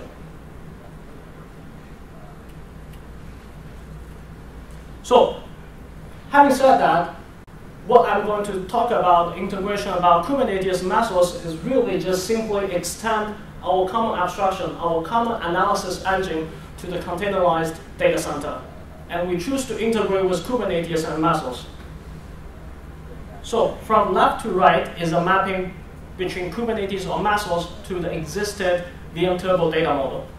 So you can see that for load balancer in Kubernetes, like those services in Kubernetes, we actually map them to VApp, which is representation of load balancer in VMTurbo data model. And for those process tasks, we map them to application. For pod or container, we have our existing container model in VMTurbo. And for media or node in MYSOL or Kubernetes, we map them to virtual machine or physical machine based on if you are running virtualized data center, public cloud, or you're using Belmanto to run your containerized application. So really, the same common abstraction, and to integrate with MYSOL or Kubernetes, it's just about mapping all the entities from the Kubernetes world, from the MYSOL world, to our VMTurbo common language. So what value does VMTurbo container control provide? So we provide a more sophisticated demand-driven control. So just like how Priceline decide the rates of the hotel, how Airbnb owner decide the rates of the house, VMTurbo decides all the price according to the demand.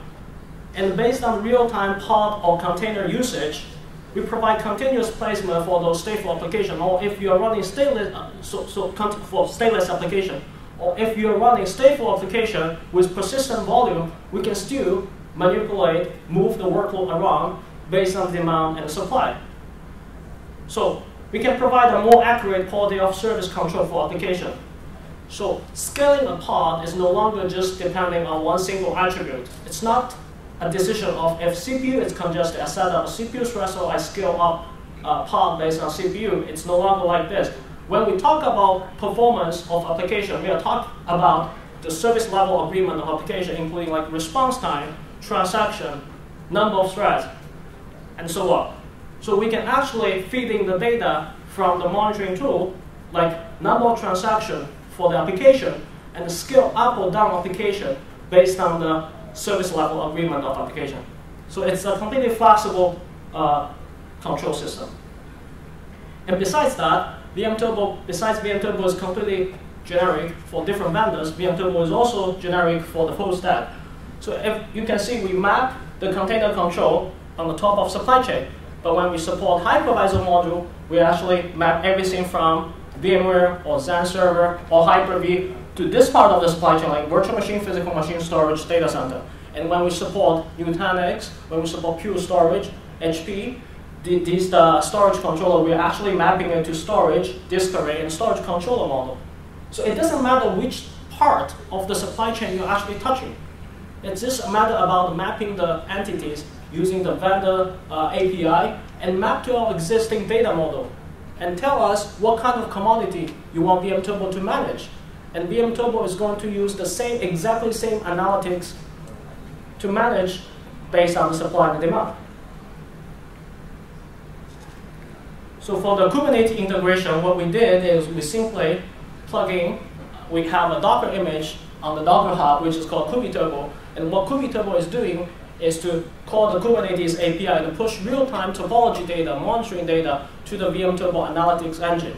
And VMTurbo analysis engine is going to do the same demand-driven control to manage your Kubernetes environment, to tell you where to place your pod, to tell you when to scale up your application based on the number of transactions, to tell you if you want to make a reservation where to go, which node you should go.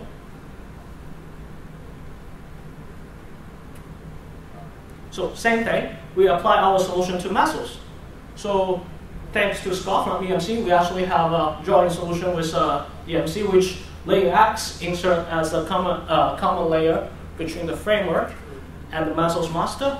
And all the framework is going to register to layer X first, which kind of eliminate the complexity of the two-stage scheduler in MYSOL to handle, while using the external brain, which is like VMTurbo doing, and by using, this is how everything looks like. So EMC layer X sits between the framework and the MYSOL master, and MYSOL Turbo, which directly talks using the layer X API and layer X orchestration tool, and apply VMTurbo's decision engine to make the decision where to place your container, where to place your workload, and how to deploy, where to deploy, what is the initial placement of all these workload.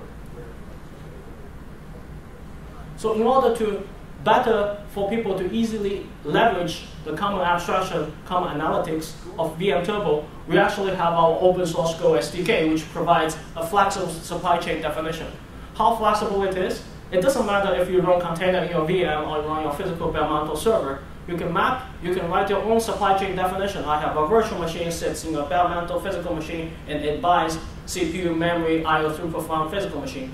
So there's a common language, which is our open source Go SDK, which you should use. And you define your own supply chain, you define your own desired state, and VMTurbo is going to control the whole system, is going to make the decision based on your own supply chain definition. So besides that, you can also very flexibly feeding the monitoring data. For example, if you want to leverage what you already purchased, like Datadog, Sysdig you already installed, and you have a lot of metrics that you want VMTurbo to managing, just like the coordinates Andrew showed about the desired state. You can add your own dimension, like I want to control number of threads, which can be provided by Datadog.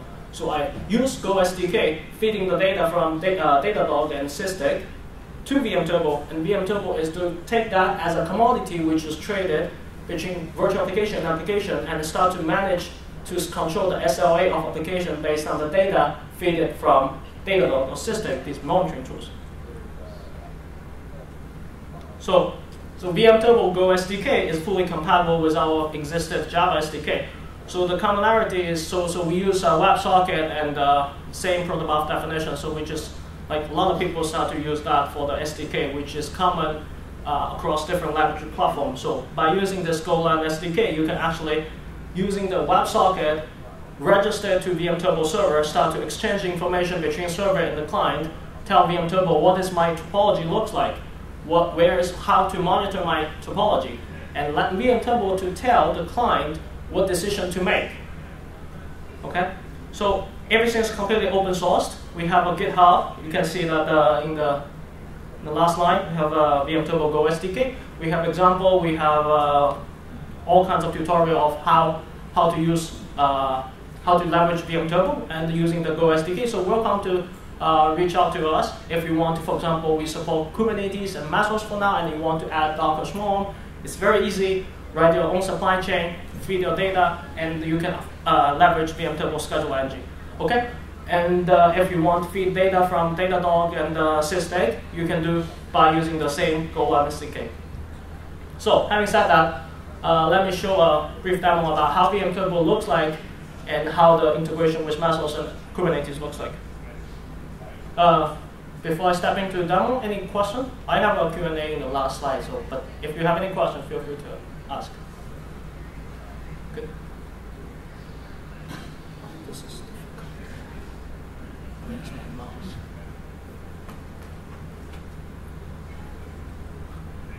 Sorry, let me mirror my display.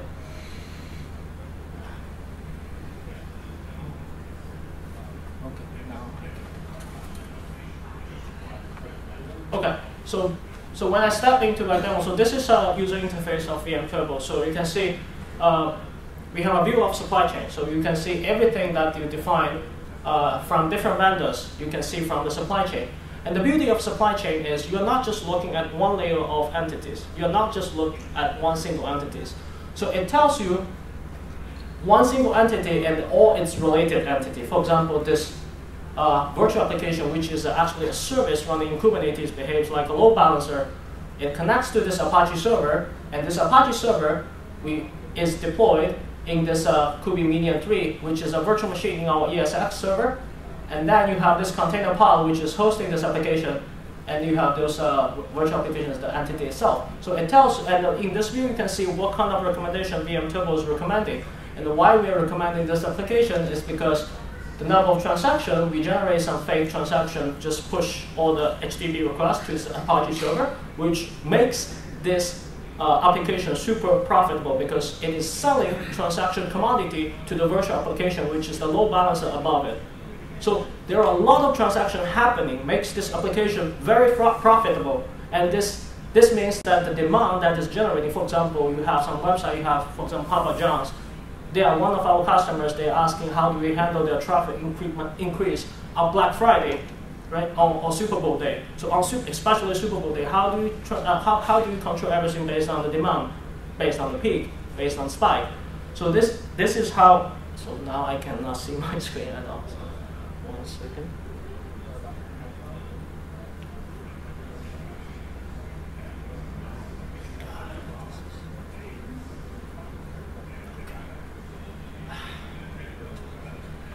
Sorry, because my screen is not mirrored, so I don't see the screen completely.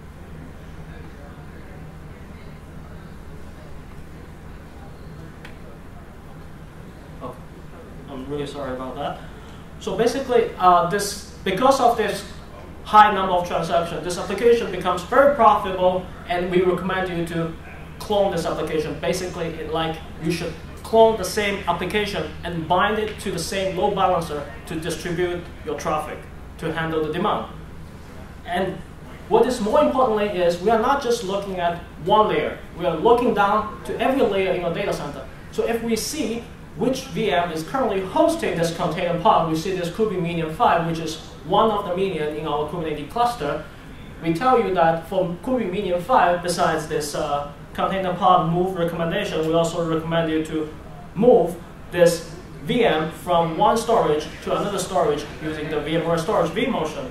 So it's really a whole stack control system that takes care of every single layer of your data center and make sure every single layer is working in the desired state. So we actually leverage the API of Kubernetes. So when you actually see the actions that we ask you to clone your application, you can actually execute it, and it will automatically increase the number of replication and on the Kubernetes side, and it will automatically generate a new pod with exactly the same spec connecting to the same service to handle traffic. So this is how it looks like. So we clone this pod based on the number of transactions, and if you see, now we have 46 pod. Let me go to the Kubernetes.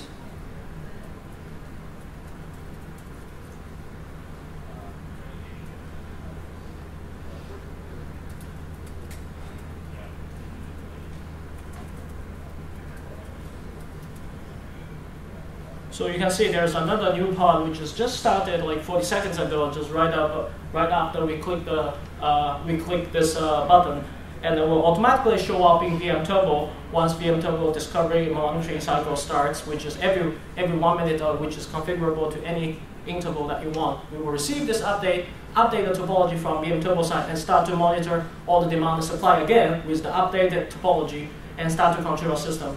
So, same thing, if you want to move your container pod, we can also move your container pod. So for example, if you have stateless application or you have stateful application with persistent volume, we can actually continuously place your workload, which is not feasible from currently from Kubernetes.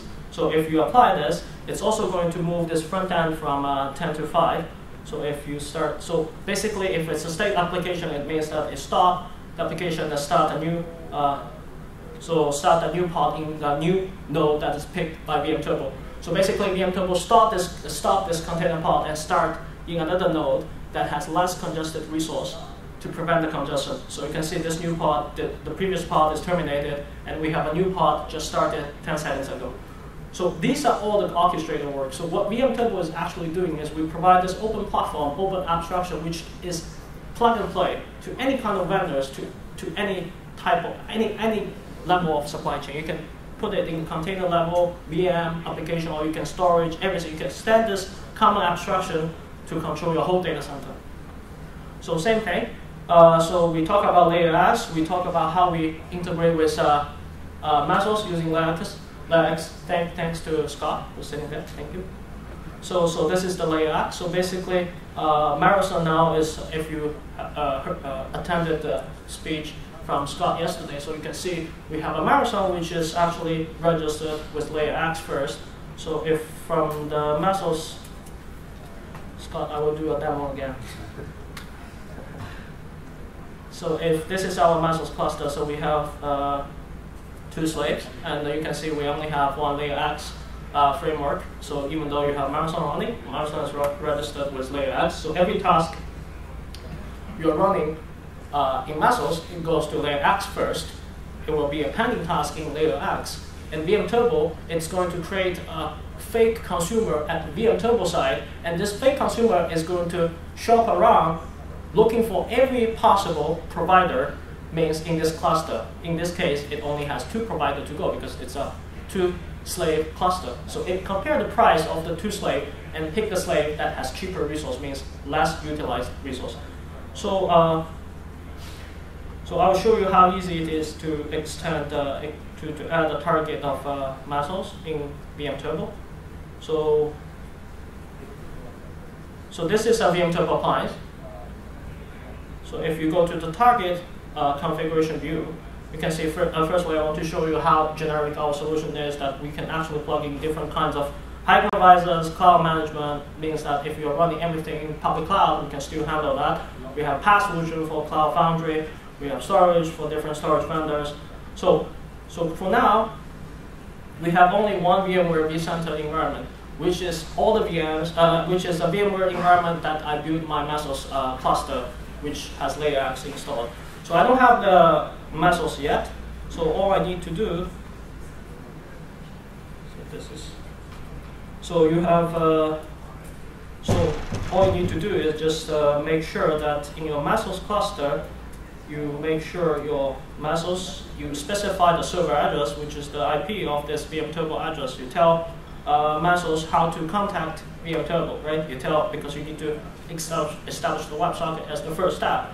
So you tell what is the credential to connect to VMTurbo, and now, if everything's set up, you can just start the MYSOL turbo.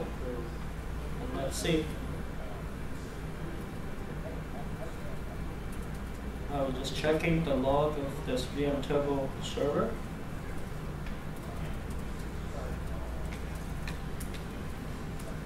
Okay, so you can see that once you start this Go application, it starts to register the client to the existing VMTurbo server. It starts to save the MYSOLs to topology. It will kick out a discovery, which will trigger using all kinds of different APIs from MYSOLs and layer X to discover your topology. And automatically, since I have this MYSOLs cluster built up on top of my VMware topology, so I actually can see all where these containers are running. So let me show it to you guys.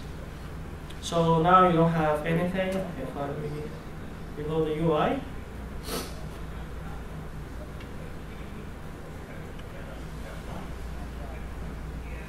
So now you have this MYSOLs, which is added, and let's validate it.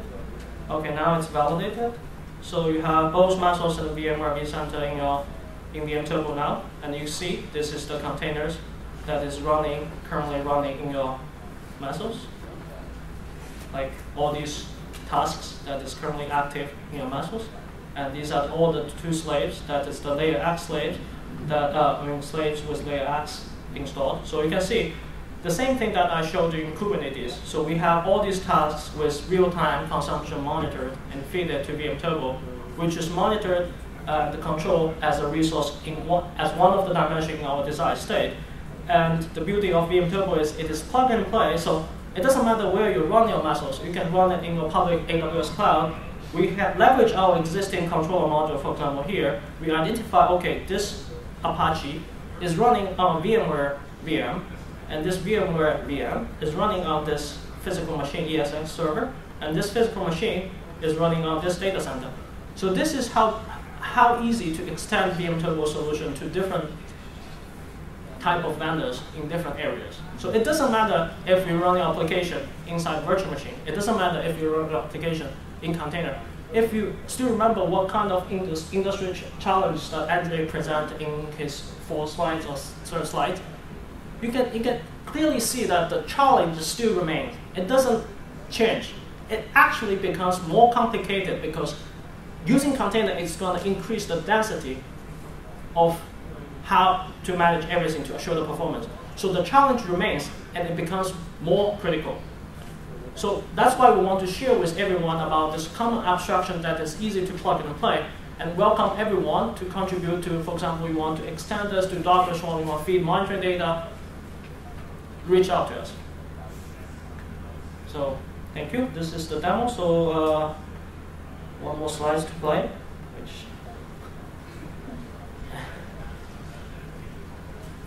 Okay. So last but not least, a quick survey. So which one of the following is your desired state in your daily life? If you're managing your IT data center, so is this your desired state? Is that your desired state? Or we should just log off liming and let VMTurbo controls everything for you? So any question?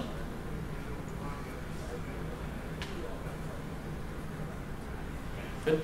So, yes? Just from a life cycle perspective, when you want to map your existing resource to your taxonomy, what's the process that you have to go through? So there's a couple of questions. So if you have an existing data center and you want to roll out some application, we have the ability to discover all of that and map it to our existing abstraction and drive decisions.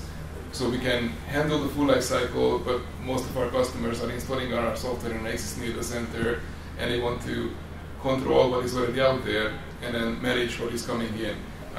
Now, this is obviously makes it easy for us to provide value instantly in the data center, but it also allows us to capture additional information. So one of the conversations we are having with a number of our customers is that as they develop new applications, they are often very focused on the functional requirements of the applications, the dependencies, so that they can orchestrate the deployment.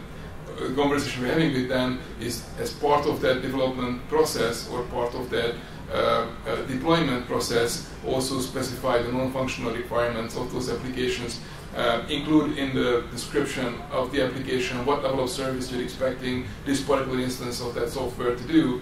So while we have the ability to feed that into a already deployed application in our software, it's actually a lot more powerful to capture that information at deploy time and let the orchestration deploy the components, but also let VMTurbo be aware of the non-functional requirements and then control to meet that particular SLA. There are a couple of standards like between Terraform and Tosca, and most of them don't really cater to non-functional descriptions yet, but we'd like to extend them. Yeah.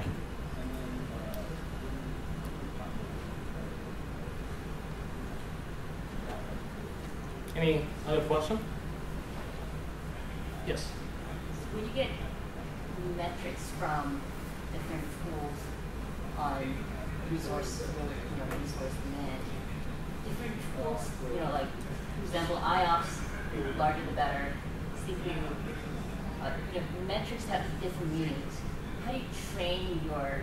That's a good question. So basically, different SLA is reflected as the desired state in VMTurbo. So for example, how we differentiate with those threshold-based control systems. Threshold-based control system create a world of black and white. So if you're under the threshold, you're in the white state, everything okay. And you're above the threshold, everything is not okay. That's actually not true in a data center control system because there's no such thing like black and white. So how VMTurbo define the whole system is we use proactive approach, which we call desired state. For example, number of transactions, you have 500, which will be the desired state of VMTurbo when we price the commodity. When the utilization of the transaction is actually approaching the desired state, the price of this commodity will be higher exponentially. Just like, so that's why we call ourselves demand-driven control. So the higher the demand, the closer it is approaching to your desired state, means that the consumer, when it wants to buy the resource from the provider, it needs to pay more price. So that's why it will think, oh, can I move to some other provider? Should I scale down or to give priority preemptive to other mission-critical application? All these decisions is based on your definition of a desired state. Maybe one more thing to add. So I think that there are certain things that are relatively easy to discover in the environment. It's fairly easy to discover what the speed of your CPU cores are. So what we do is we basically take this information automatically from the environment, so we don't have to train our system. We know how much resource is being demanded by the different applications. We know how much of these resources are available, so that we can price it accordingly and price it in real time, given what capacity is available and what resources are being used by the applications. In some cases, to the previous question, it may be difficult for us to ultimately discover out of nowhere what the SLA is, so we let the user define the differentiated SLA for different applications, and then we manage to do that. But in both of these cases, they become the capacity based on which we price the resources, based on which we take how much of this capacity is available, and we basically calculate an increasing price as you're approaching your capacity. So there's nothing to be trained, it's just a question of can we discover it, or do we feed it in through non-functional descriptions, or Yes. Yeah. So would it make suggestion on right sizing with AWS? Yes. Yes, we actually have AWS cluster. So, and by the way, it's the same question, like, what resources do you need, and how those resources. So you've got a number of factors in terms of what application you're running, what level of service you need to provide, how your VM is being utilized, what configurations are available, how do you find the best configuration, how do you factor in how much those different configurations cost you in your environment. So find basically the best trade-off between the multiple dimensions of what your application requires and how much money you're willing to spend. Yeah, so this is another appliance which we run on AWS Cloud, and we have a Kubernetes cluster using Kubernetes AWS. Actually, in our GitHub, you can find a modified fork version of Quay AWS. Because Quay AWS is from CoreOS, which help you to deploy a Kubernetes cluster using the script. Very easy to deploy a Kubernetes cluster. You just need to specify what template you want to use, how many workers you want to deploy, and deploy it for you. So our fork version is we replace the default scheduler pod, the pod definition. We are replacing with VMTurbo definition that the only thing you need to do is you're using the same command. It will deploy a Kubernetes cluster with VMTurbo replacing the Quay scheduler. And it's going to leverage the economic scheduler engine to control your Kubernetes on top of AWS. So this is the same thing. You can see everything in your AWS environment, which region it is in. So this one's in US East. This is Amazon instance with the real-time resource consumption.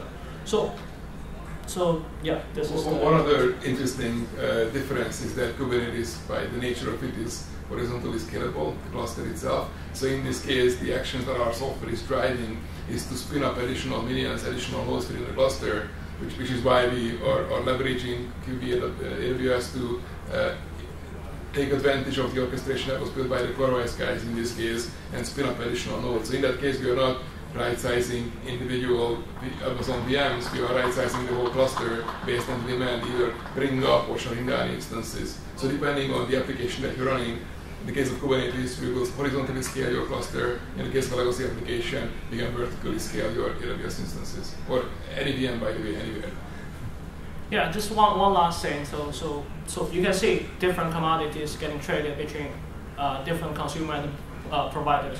And I want to emphasize that the commodity is not just performance-related commodity. So the beauty of this system is you can actually model the constraint as the commodity as well. For example, for this VM, you have these constraints in this cluster. That means when I go to shopping, I will buy this commodity. So this cluster is modeled as a cluster commodity with a certain key. And because of this constraint, you can actually shop among these hosts because these hosts are the hosts that within the same cluster. So what I want to say is we have certain framework that you can model the constraint into it. So in Kubernetes, we actually model every label selector as the constraint, as the access commodity with the key, with the label as the key. So that means when you deploy pod, you specify a selector.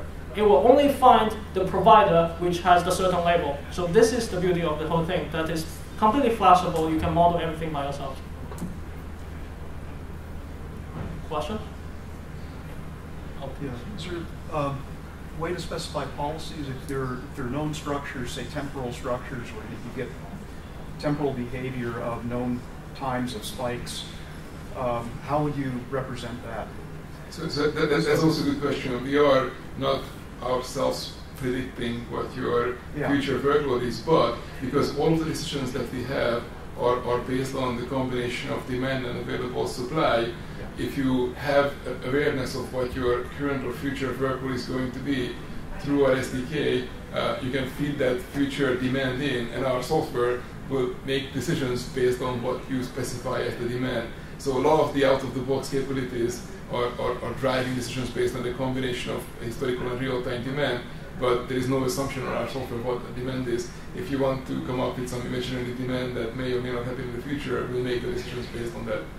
Yeah, so for example, in this policy, you can specify a group of SQL Server application as mission-critical application, which reflects, as yesterday in the scheduler conversation, that we talk about preemptive priority, right? When there is resource contention, you want to give resource to more mission-critical application. This is the place that you specify which application is mission-critical. And how we use market model to model this fact is we give this application, this group of application, more budget to spend.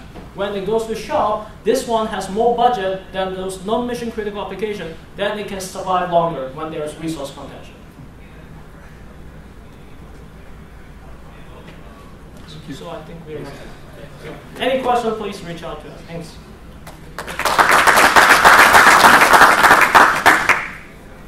Lunch is in the main area, so if we could grab something. Thanks, guys. Just need to Oh.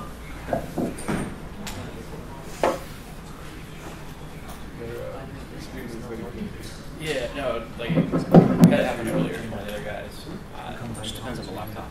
Like, you know, the presentation before you guys was fine. Like, the first one this morning, like, the same thing. There's not. It's just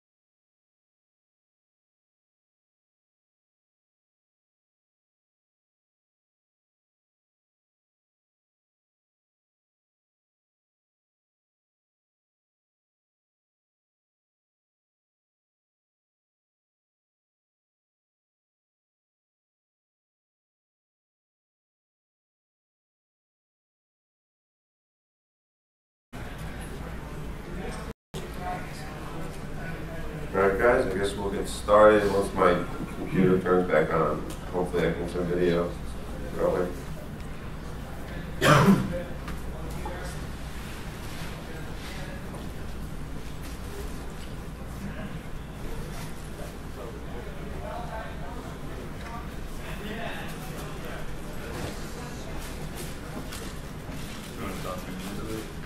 Cool, thank you.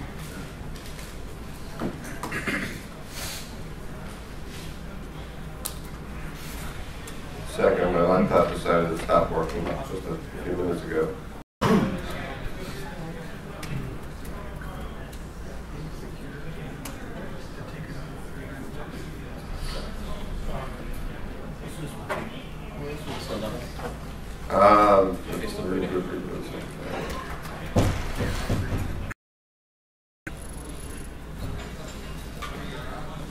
Okay, I think it's working now.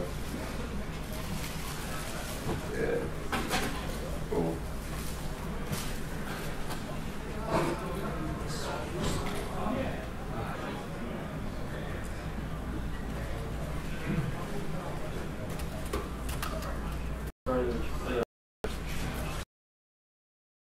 Tool that was developed at EMC called Unique. Hopefully you guys have downloaded it and run Make. If not, what the requirements are for running it, you'll need, I almost finished loading. You'll need VirtualBox, Docker, and Git installed on your machine. Does everybody have those things? Who's planning on running this? Okay, cool. So what you're going to want to do a git clone.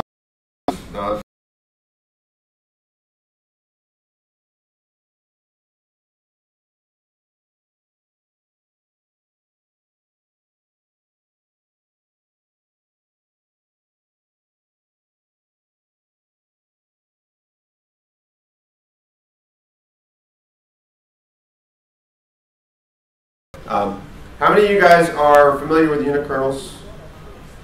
How many have heard of unikernels? How many of you are familiar with rum kernel? OSV? Mirage OS? Okay, so some familiarity. So let's dive right in and say, what are unikernels? So here are some of the logos of unikernels projects out there. There's Mirage. Unikernel lifecycle. Build a Linux server.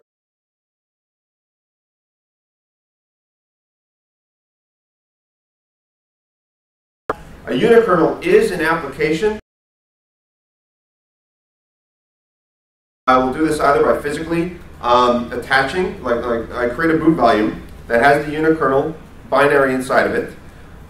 This boot volume, I can attach it to a physical computer, put it in a hard disk or USB, and boot from that. Or I can boot a virtual machine from this bootable disk image. Other processes.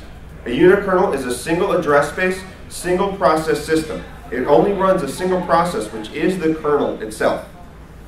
This means that there's no need for virtual memory. If you guys know a little bit about how operating systems of today work, you've got physical memory, which exists in your RAM of the machine, but the operating system protects that. It segments portions of it into what's called virtual memory, and each process gets its own portion of virtual memory to run. Because we only have one process inside of a unikernel, there's no need for virtual memory protection. There's no need for this isolation. And the unikernel application gets 100% of the access to all of the hardware, which means it gets 100% of the CPU, 100% usage of disk space, etc. Also, your application between processes, and there's no privilege checks on processes. Everything. So what does that mean for us as potential consumers of unikernels? It means that our application is essentially running with no underlying OS. The OS becomes part of the unikernel, and it's a much smaller Linux, and it's lightweight. Single address space means fast. We have one address space. There's no need for this protective switching going on that operating systems are currently doing for multi-processes. And single process means secure. There's no executing arbitrary code here. So much of the attack surface that we're currently used to and we have to protect against in our original stack, our Linux-based stack, gets thrown out the window because only the vulnerabilities in the application itself are relevant anymore. And we finally have, we hear this term thrown around, some of you may have heard it, the idea of immutable infrastructure. Oh, where our infrastructure is contained in containers and we just build a new container, so we're not provisioning our machines and taking care of them, we just build a new virtual machine rather than maintaining servers. But it's still not really true. Only unikernels truly allow us to compile. So overall, no underlying OS means fewer layers, which means less complexity, and we believe that's a good thing. So sorry to Linux lovers, but your application may no longer need Linux to run. But of course, there are criticisms, and we should address them. So first of all, debugging unikernels is not easy. We're used to having lots of tools built around applications that run on top of Linux, and now those tools, ifconfig, netstat, all of the stack that you're used to as a part of your Linux operating system is no longer available. And understand, if we think about it, there's no separate process space inside of the unikernel. So there's no SSH. There is no terminal. There is no shell. So the idea of SSHing into the machine and then running processes to try to debug it is not applicable to what a unikernel is. Unikernel, tooling inside a unikernel is a different paradigm, and it's something that needs to be addressed. Another issue is unikernels are platform specific. Containers build anywhere, run anywhere, but unikernels are quite a bit different. Because they only contain the specific OS elements in order to run, that are absolutely necessary to run, they're hardware specific or hypervisor specific, which means running a unikernel on a different hypervisor means recompiling it to run on that virtual hardware.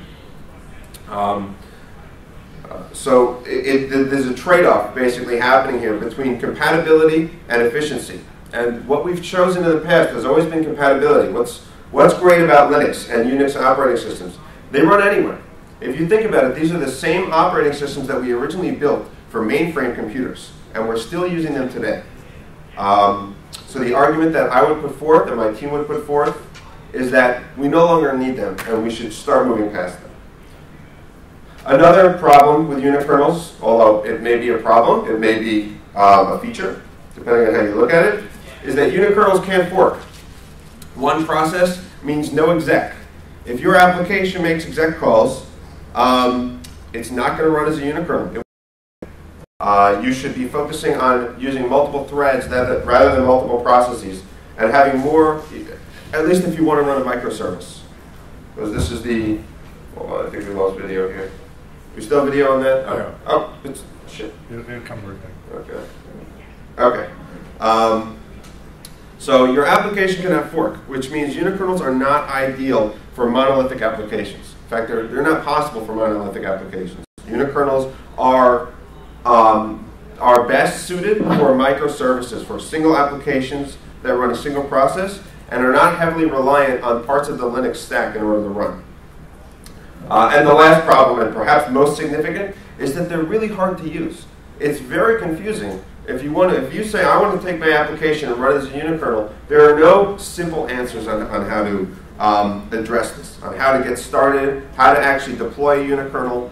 There are solutions out there right now that will allow you to run proof of concept on your computer with QEMU, but none are really cloud ready.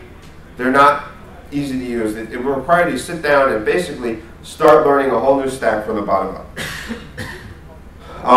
And basically, we have these monolithic applications out there that really don't make a good use case for a unikernel. But what does make a good use case is basically the microservice, which we've all been talking about these past few days.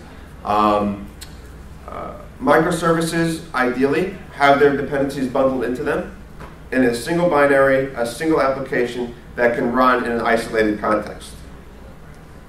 So then down to unique itself. What is unique? Unique is essentially a tool to address some of the problems with the unikernel ecosystem. As we said in the slide about drawbacks, criticisms, we would like to say these are not drawbacks, but rather opportunities for innovation. So, looking at the first issue, debug. How do we address this issue? This is admittedly a tough one. What we've done in Unique is we've basically taken the current unikernel implementations that exist out there, which I've mentioned a few, OSV, rump kernel. We're working on adding support for others. This is where we've had our focus so far. We've added debugging tooling inside of it. So you can attach GDB. And just like with an application, you can step through your unikernel line by line, executing lines of code, and debugging the same way you would with any debugger that you're used to. We're also capturing STD out and STD error and piping that to logs buffer that you can retrieve through a REST request. So any unikernel can have its STD out read without actually having to have terminal access to the unikernel. And also remember that when you have a smaller stack, there's less to debug. One of the criticisms that Joyent article claims is that it's hard to debug a unikernel because you can't run PS. PS, as you guys should know, shows a list of all running processes on the system. Well, PS wouldn't make sense because there's only one process ever running on the unikernel. So less stack means less debug. So debugging, it's a work in progress, but Unique has definitely made some strides in this area. Now let's look at platform specific. So Unique's real power and strength is that it's an automatic unikernel compiler. You give it source code and you tell it compile this in the same way that you currently do with GCC or other compilers you may have used. Build a unikernel for me, here's a path to my source code, here's the infrastructure to use, and it will take the same code and cross-compile it to any infrastructure that you want. So currently we're supporting vSphere, Zen, and QEMU, and we're going to add more support soon, just a matter of adding drivers and such.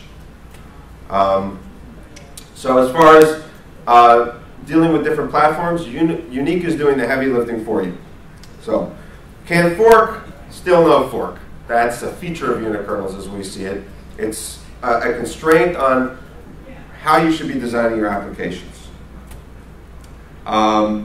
Unique is very easy to use. This is really the key thing we were going with here. We wanted to automate as much of the process as we can to take the burden off of developers and not have them worry about re-implementing a system stack within their application. Just give us source code and we'll give you a unikernel, like a Docker-like experience. Give us a script. So Docker is give us a script, we'll build you a container. Unique is give us source code, we'll build you a unikernel. And we have CLI here that has very similar commands to Docker. We've got a little bit more here with volumes.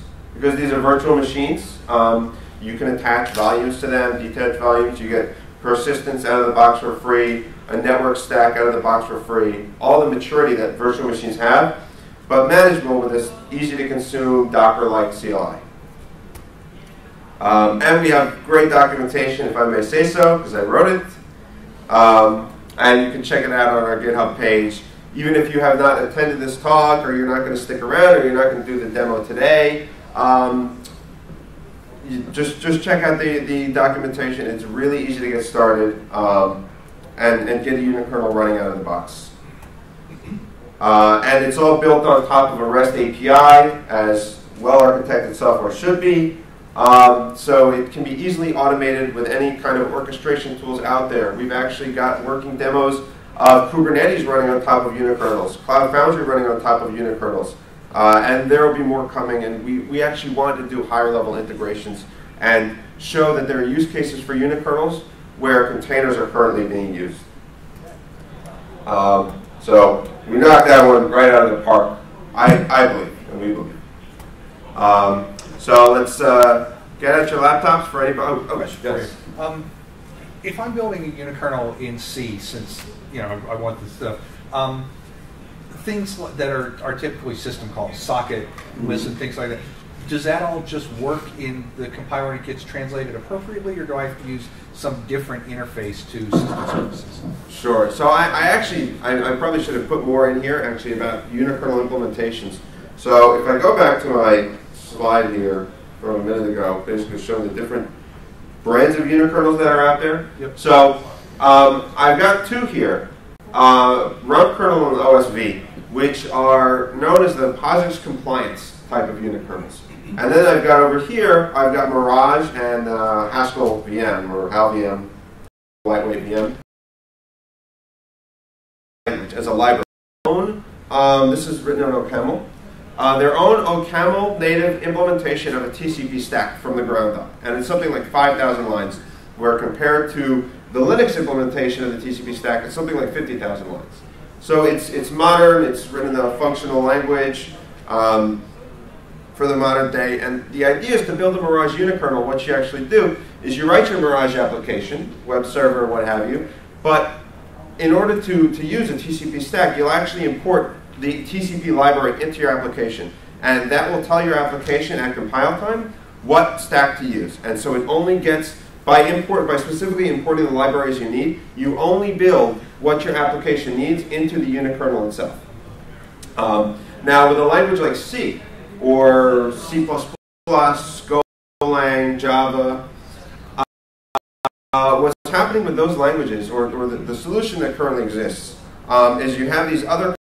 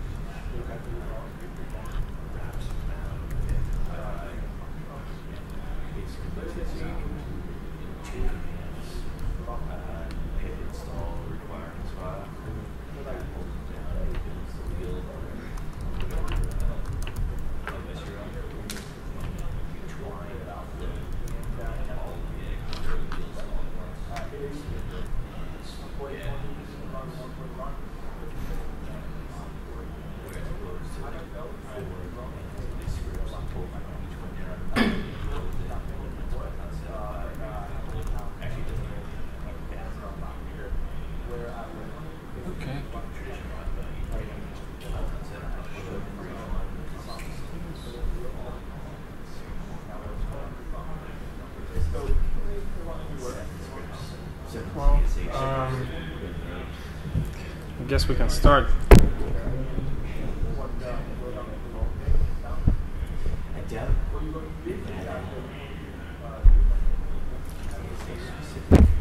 Right, guys. There's Mesos. Thanks. Hi, I'm Kapil Adya, and I work for Mesosphere. And today we are going to look into writing some Mesos frameworks, and depending on if you guys want more, we can look into writing some Mesos modules and so on. So are you guys familiar with Mesos? Like, have you used it before or written a framework for it? We're using it, but no, not frameworks. Okay, so that's good then, because we'll look more into writing your own Mesos framework, and we'll just write a tiny one, and then I'll give you some pointers to actually expand it and so on. Okay, so I have planned it in 3 phases, so we'll quickly go over the architecture just to recap, and then look more into writing frameworks, and then if we have enough interest, then we'll go and cover up Mesos modules. So you have all seen this, and this is how a Mesos cluster looks like. You basically have a zookeeper quorum at the end, which basically tells you which is the leading master. You have a bunch of masters which are connected to a bunch of Mesos slaves, and then you have the frameworks at top. So Hadoop scheduler or Marathon scheduler, which can then run tasks on a given Mesos slave. So and by the way, feel free to interrupt me if you want to go somewhere deeper. Okay, so the model for launching tasks, there are like 2 models. The first one is the request model, where you actually ask for resources from whoever is your resource scheduler. You get the resources and you launch the task. And that is what your batch scheduler like Slurm or Torque or anyone else will do. And then there are two-level schedulers where you actually have an offer coming on from the scheduler or from the cluster manager, and then you decide whether or not to accept the offer, one, and if you accept the offer, what to do with that offer, how to launch tasks and so on. So MYSOS is the latter. It's a two-level scheduler where we have our own scheduling going on in the framework that we write, and then MYSOS is actually taking care of providing us the offers, launching the task, and so on. So when we say frameworks, we actually are talking about two things. There is a scheduler, and then there is an executor.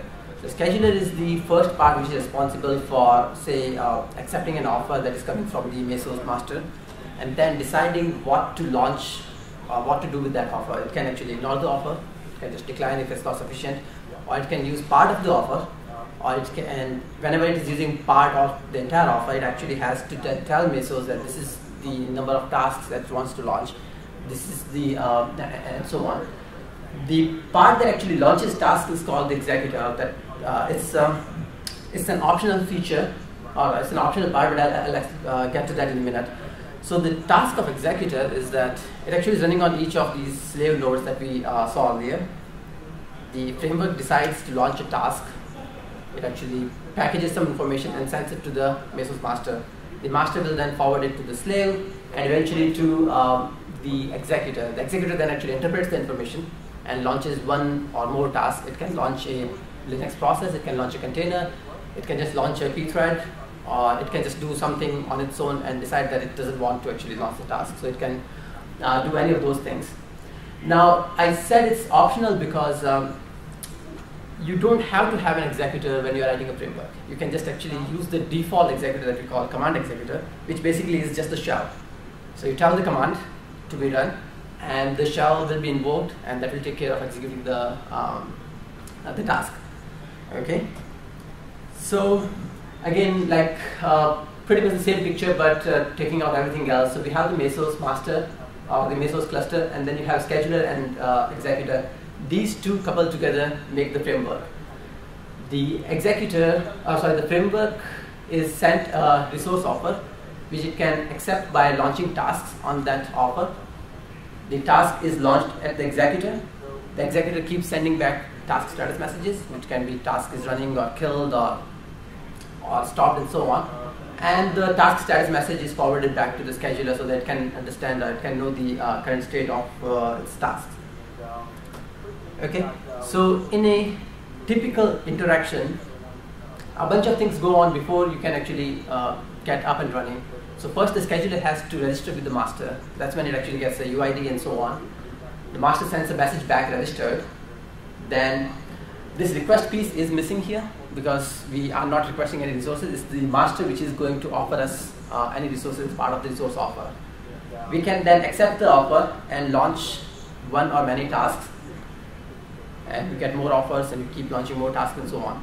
Now it's not necessary that you actually launch the, you take the offer and launch right away. You can actually wait for like a bigger offer, or you can actually consolidate multiple offers.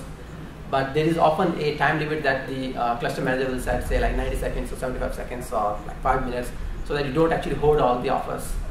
So after that, the offer is actually considered invalid, or it can actually rescind offers and so on. Anyways, so from the scheduler's point of view, so we are going to write a scheduler and the executor both.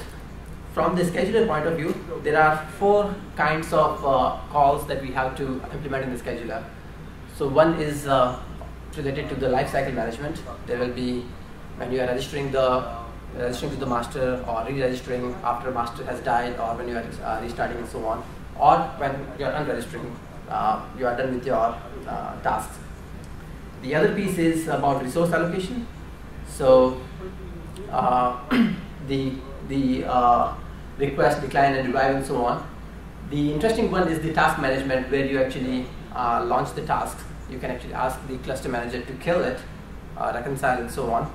And finally, communication, and this will become quite important when we are dealing with the executor that we implemented. We want to be able to have some sort of, let's say, out-of-bound out-of-band. We don't want to have an out-of-band interaction with the executor. The executor may be running on some slave which may or may not be accessible behind firewall or whatever.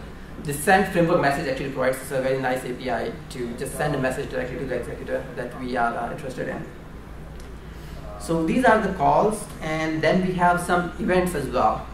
So it's an async model. So again, for the corresponding lifecycle calls, you have the registered and re-registered events that are callbacks that are coming back from master, and that's how you know that you are done with the registration and so on. The resource allocation offer, the resource offer comes as a callback, so you actually write the handlers and so on. Similarly, for task management, we have task status, and the communication, the framework message is actually coming from executor. So the executor can also send you some message via the cluster, the cluster manager. Okay. So now the way we make progress is we get resource offers, just to recap, then we launch some tasks, and then we wait for the status. Now if we don't want to launch tasks and we don't actually care about the offer, we can decline the offer as well. So this is the cycle that keeps going. You get resource offers, you either launch the task or you decline them. So this is a very crude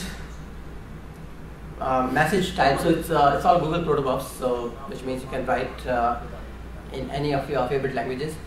So typically, a task info is something that describes a task that you want to launch. Okay, so you can see the task name, the task ID, slave ID.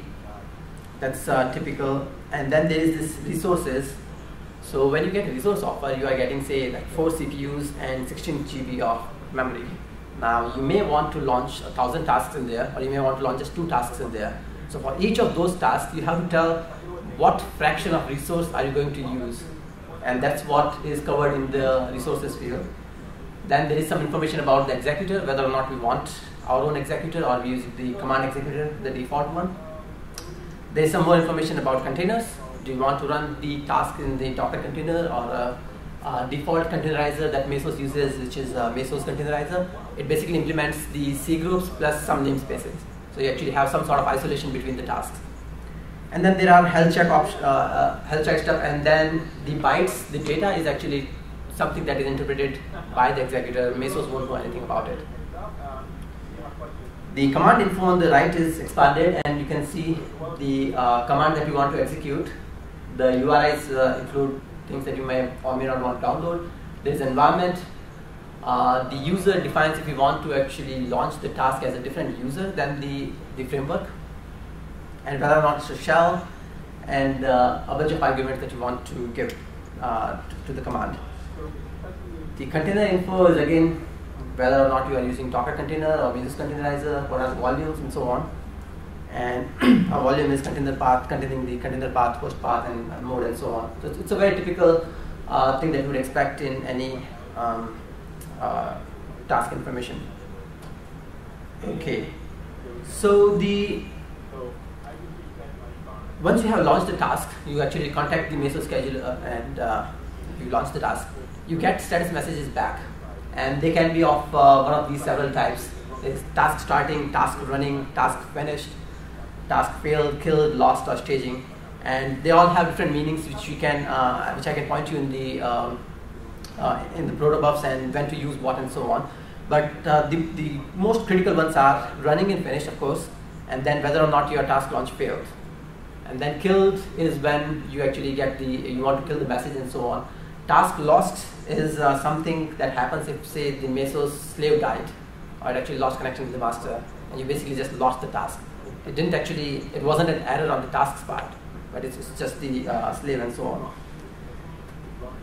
Okay, and on to the executor, we again have the 3 categories for calls. You have to register, re-register, disconnected. Then there is this call to launch task and kill task, and then framework message. It's the reciprocal of what we talked about in terms of framework scheduler. And the executor events also, actually I kind of like flipped this bits here, but these are the things that the executor will be sending to the MYSOS cluster, status update or some message in between. Okay, so why don't we come back to modules and hook a little later and actually jump a bit into the coding part. Okay, so do you guys have the MYSOLs downloaded and built? Okay, so a very simple thing that we can start with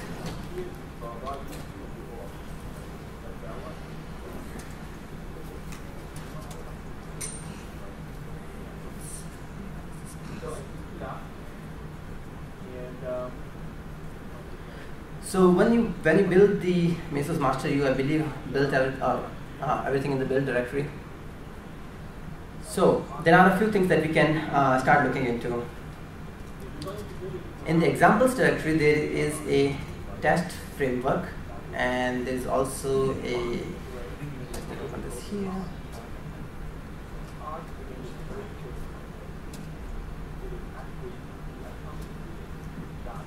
I'll try to increase the font.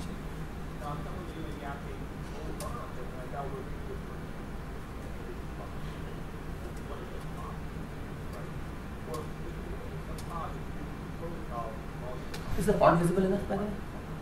Should I? Okay.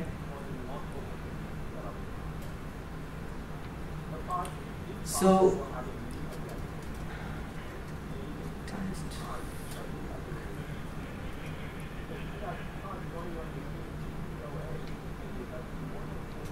and let me also open the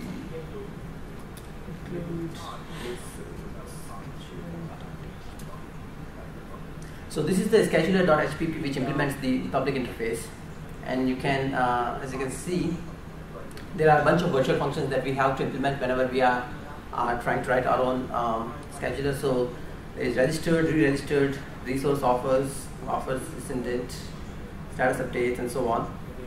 Now, when I go to the test framework, it has a bunch of these implemented, and so that's why it's actually a good example. So for a bunch of these callbacks, it actually implements a very trivial implementation. For example, in case of registered, it's actually printing out that it has registered with the master, that's all. I'm doing nothing for re-registered or disconnected and so on. And then the interesting bits are happening in resource offers. Right here. So we get a vector of offers and the scheduler driver that we created.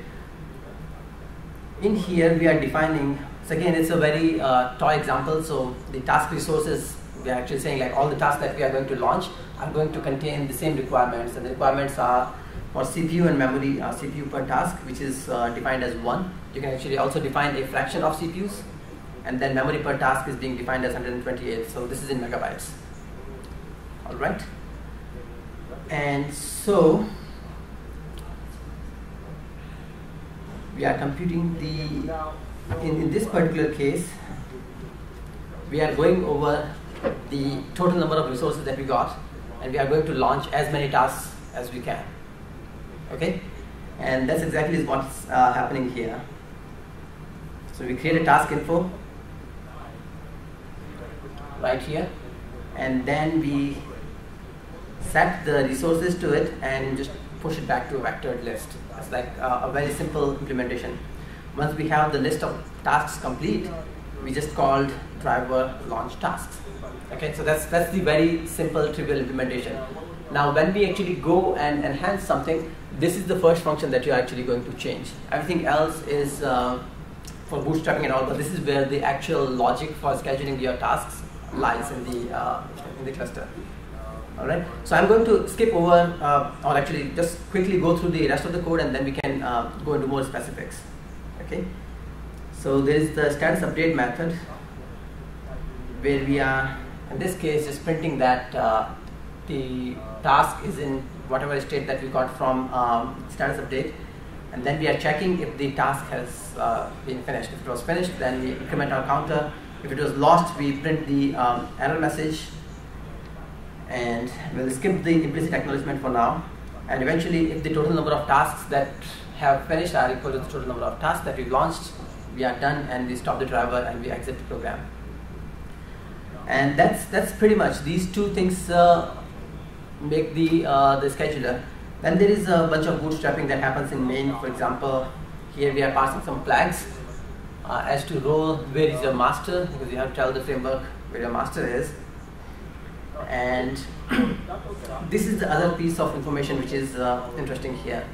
We have to create an executor info message, or actually protocol.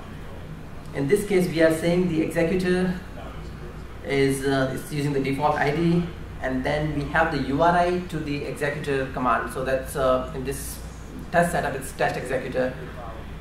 And similarly, we are setting up some information about the framework. We are getting the framework name and role and so on. We can ignore Mesos checkpointing for now. And at the end, we are creating a scheduler driver, task scheduler, and again, there is some authentication bits that we don't have to worry about for now. And eventually, we create a new driver, a new Mesos scheduler driver, with or without authentication, and eventually we do a driver run, and then at some point we do driver stop when we are done with all our tasks and so on. And that's pretty much. So this is a simple test framework. Let's look at the corresponding executor as well while we are at it. So again, this is extended from the public interface for executor. Registered, re-registered, launch task. Launch task is the most important one here. This is a very trivial executor. All it does is it actually prints the message that's starting the task, and then it creates a status message which says task is in running state. Right here, we send the status message to the framework, and then this is literally what the task consists of. So actually, it does nothing in this test case. In your example, in a more complicated one or more complex one, we'll have maybe a child process being created here, or maybe a child thread or so on. And eventually, task is finished. We send the finished status, and that's about it. There is nothing else in the frame in the executor apart from the bootstrapping, where we create the executor driver and ask it to run. Okay. All right.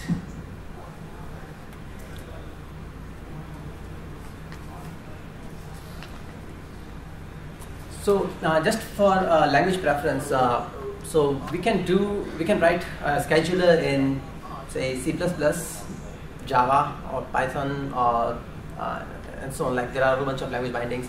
So is there a preference in there, or we can actually each of us can actually divide into a group, or like usually write a framework? So how many for C++? Okay, Java or Python? Python. Okay, great. So Python it is, although I won't know as much as you guys will know, but I'll get you started on where to go from there. So to write, or for the example frameworks, we often end up using something called Rendler. So let me actually show you, the slides are pretty cool for that. Okay. So what's Rendler?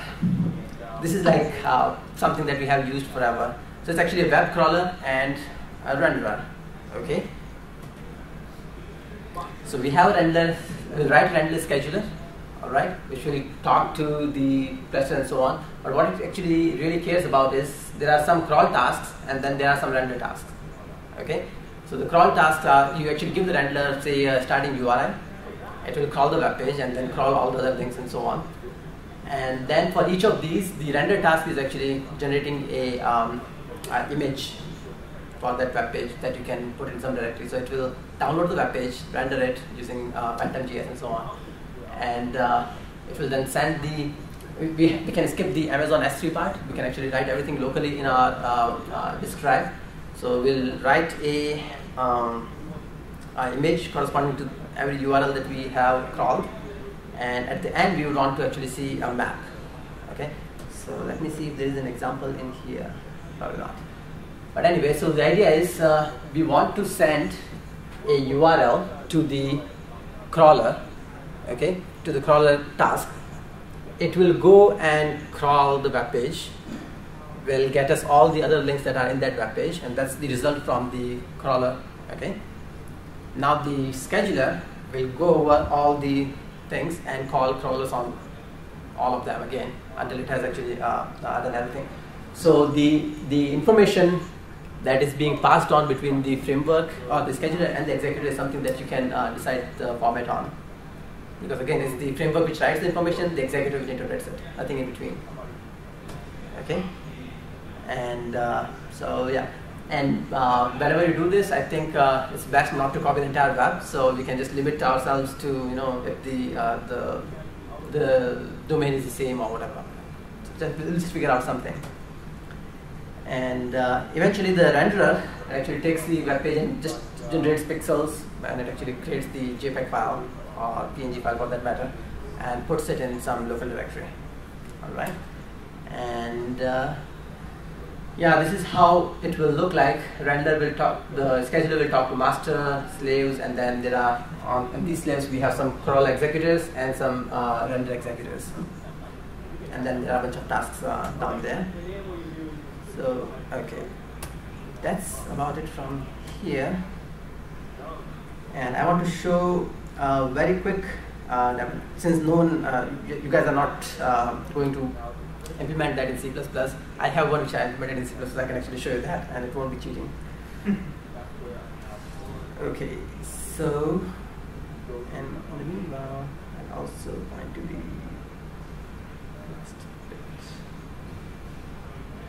okay.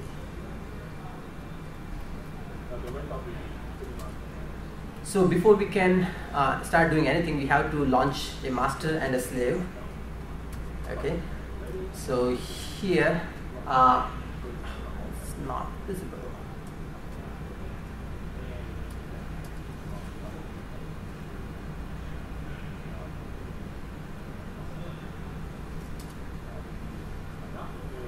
So I'm launching the master. I'm asking it to bind to this IP 127001, and then there's some work directory where it will put all the stuff.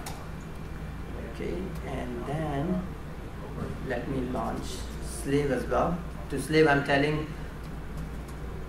where the master is, localhost 5050, and then no systemd enable support is just so that I can actually run it without having to do a sudo here. So I have the master and slaves running. And finally, I can also run the test framework that we just saw. So if I were to run that, build some test framework.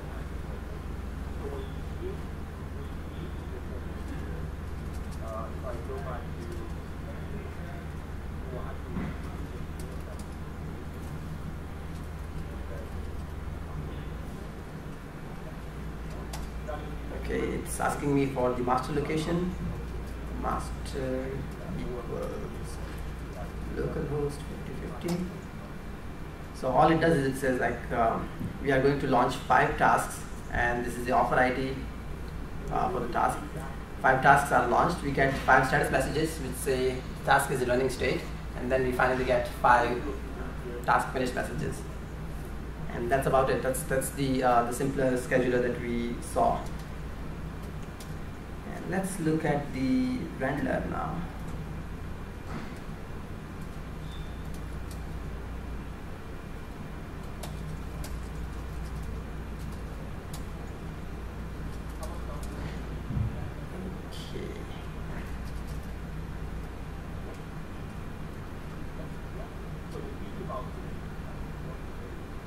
Alright, so I have to do the LD library path because I have a bunch of libraries which are conflicting. But anyway, the idea is the renderer needs to know the master URL, and then the seed URL I know that is actually pretty small. Actually, I can just do 10. Let me check that's valid. So it's launching a bunch of renderer and crawler tasks. So the things that are prefixed with R are the renderer tasks, and the C's are the crawler tasks. So hopefully it will finish up soon. Given our wireless state, I think this is going pretty well.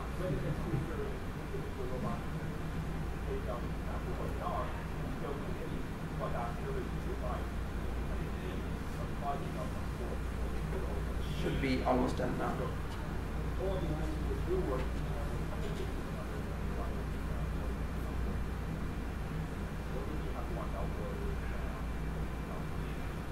Oh, also I thought.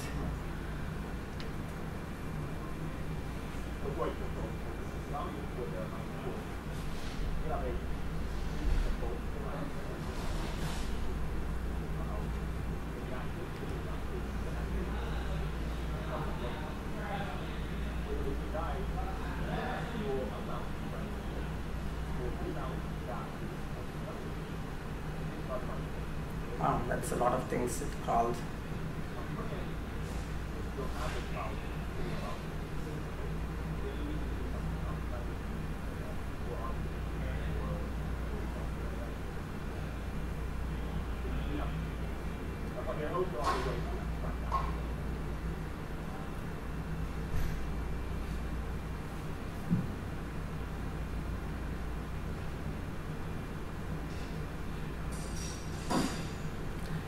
It's actually crawling the Unix x86 doxygen generation that I have on my web page. That's a lot of stuff, I believe. I think I can kill it and it will still die gracefully. Okay, yeah. And let me now run the make PDF. So actually I'll just show what's going on here. So this renderer wrote this result.dot file, which basically has a URL to the files that were saved on my local drive. Okay, so it's just a whole bunch of these things, and what I'm going to do is show you what make PDF looks like. So it's just calling the dot program, and we are asking it to generate a PDF.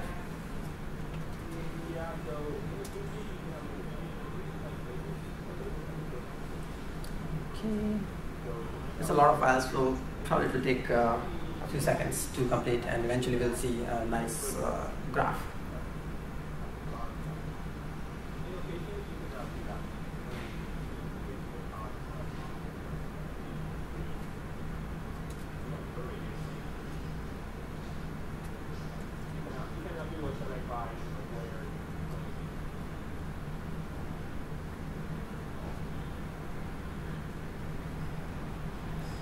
So while this is computing the result, let's take a quick look at the Python examples. So again, it's in your MYSOL source directory, src examples and Python. So if you go in there, we'll see there is a test framework.py. Okay, it contains the basic skeleton. It's similar in spirit to the C++ framework that we just saw. So there is the resource offer function. We are iterating over all the offers that we got, and then we are computing the total number of memories and CPU and so on. And eventually, in this while loop, we are just launching as many tasks as we can with the given amount of resources. Okay, and yeah, that's pretty much. On the status update side, we are checking for the task status updates, and as soon as it's finished, we are done. And if we have a last task lost or failed, we print the error message appropriately. And there are these framework messages that I think this is the extra bit in the Python framework, that it actually is sending and receiving framework messages from the executor. But apart from that, it's pretty self-explanatory. We set up the executor similar way. The only thing that you need to know for this is the protobufs and the definitions and so on. And all those are defined in include mesos.proto. So that's the Google protobuf definition that we can use. Okay. And let's see the executor. The executor is same thing, printing the message that is running, sending the task running status, and then sending the task finish status. Now we have to put some interesting stuff in between these two. And that's the whole executor that we can see. So it fits in one screen. And is it running in a Mesos container or? So the executor is, that's a good question. So we can define how we want to run the executor. So do we want to run it in a Docker container, or, so if you don't specify anything, then Mesos will by default run it. If you are running on Linux box, it will try to run it in a Mesos container so that can use C groups and everything to do the isolation.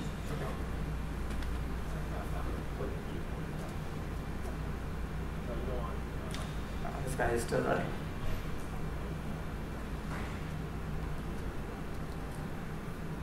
And oh, by the way, there is a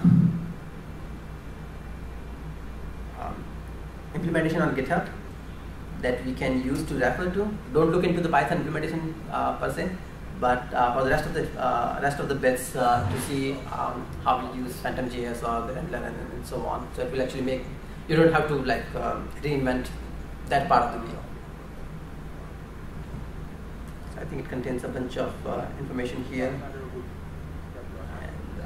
yeah.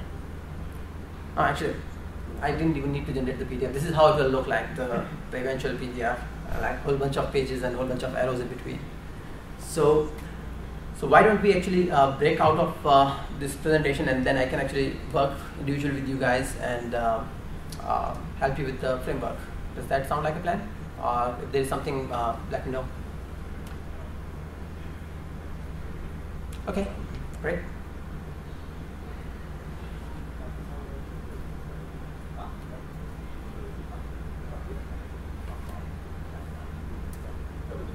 I can do this now.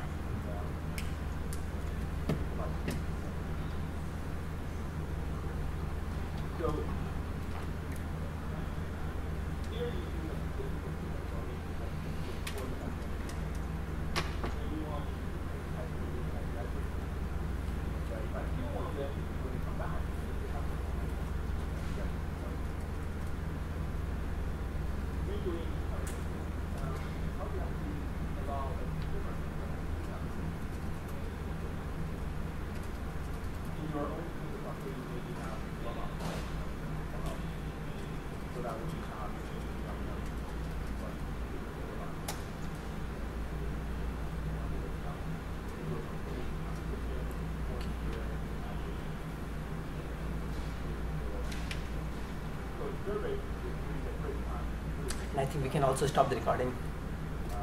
Okay. Thanks. Thanks.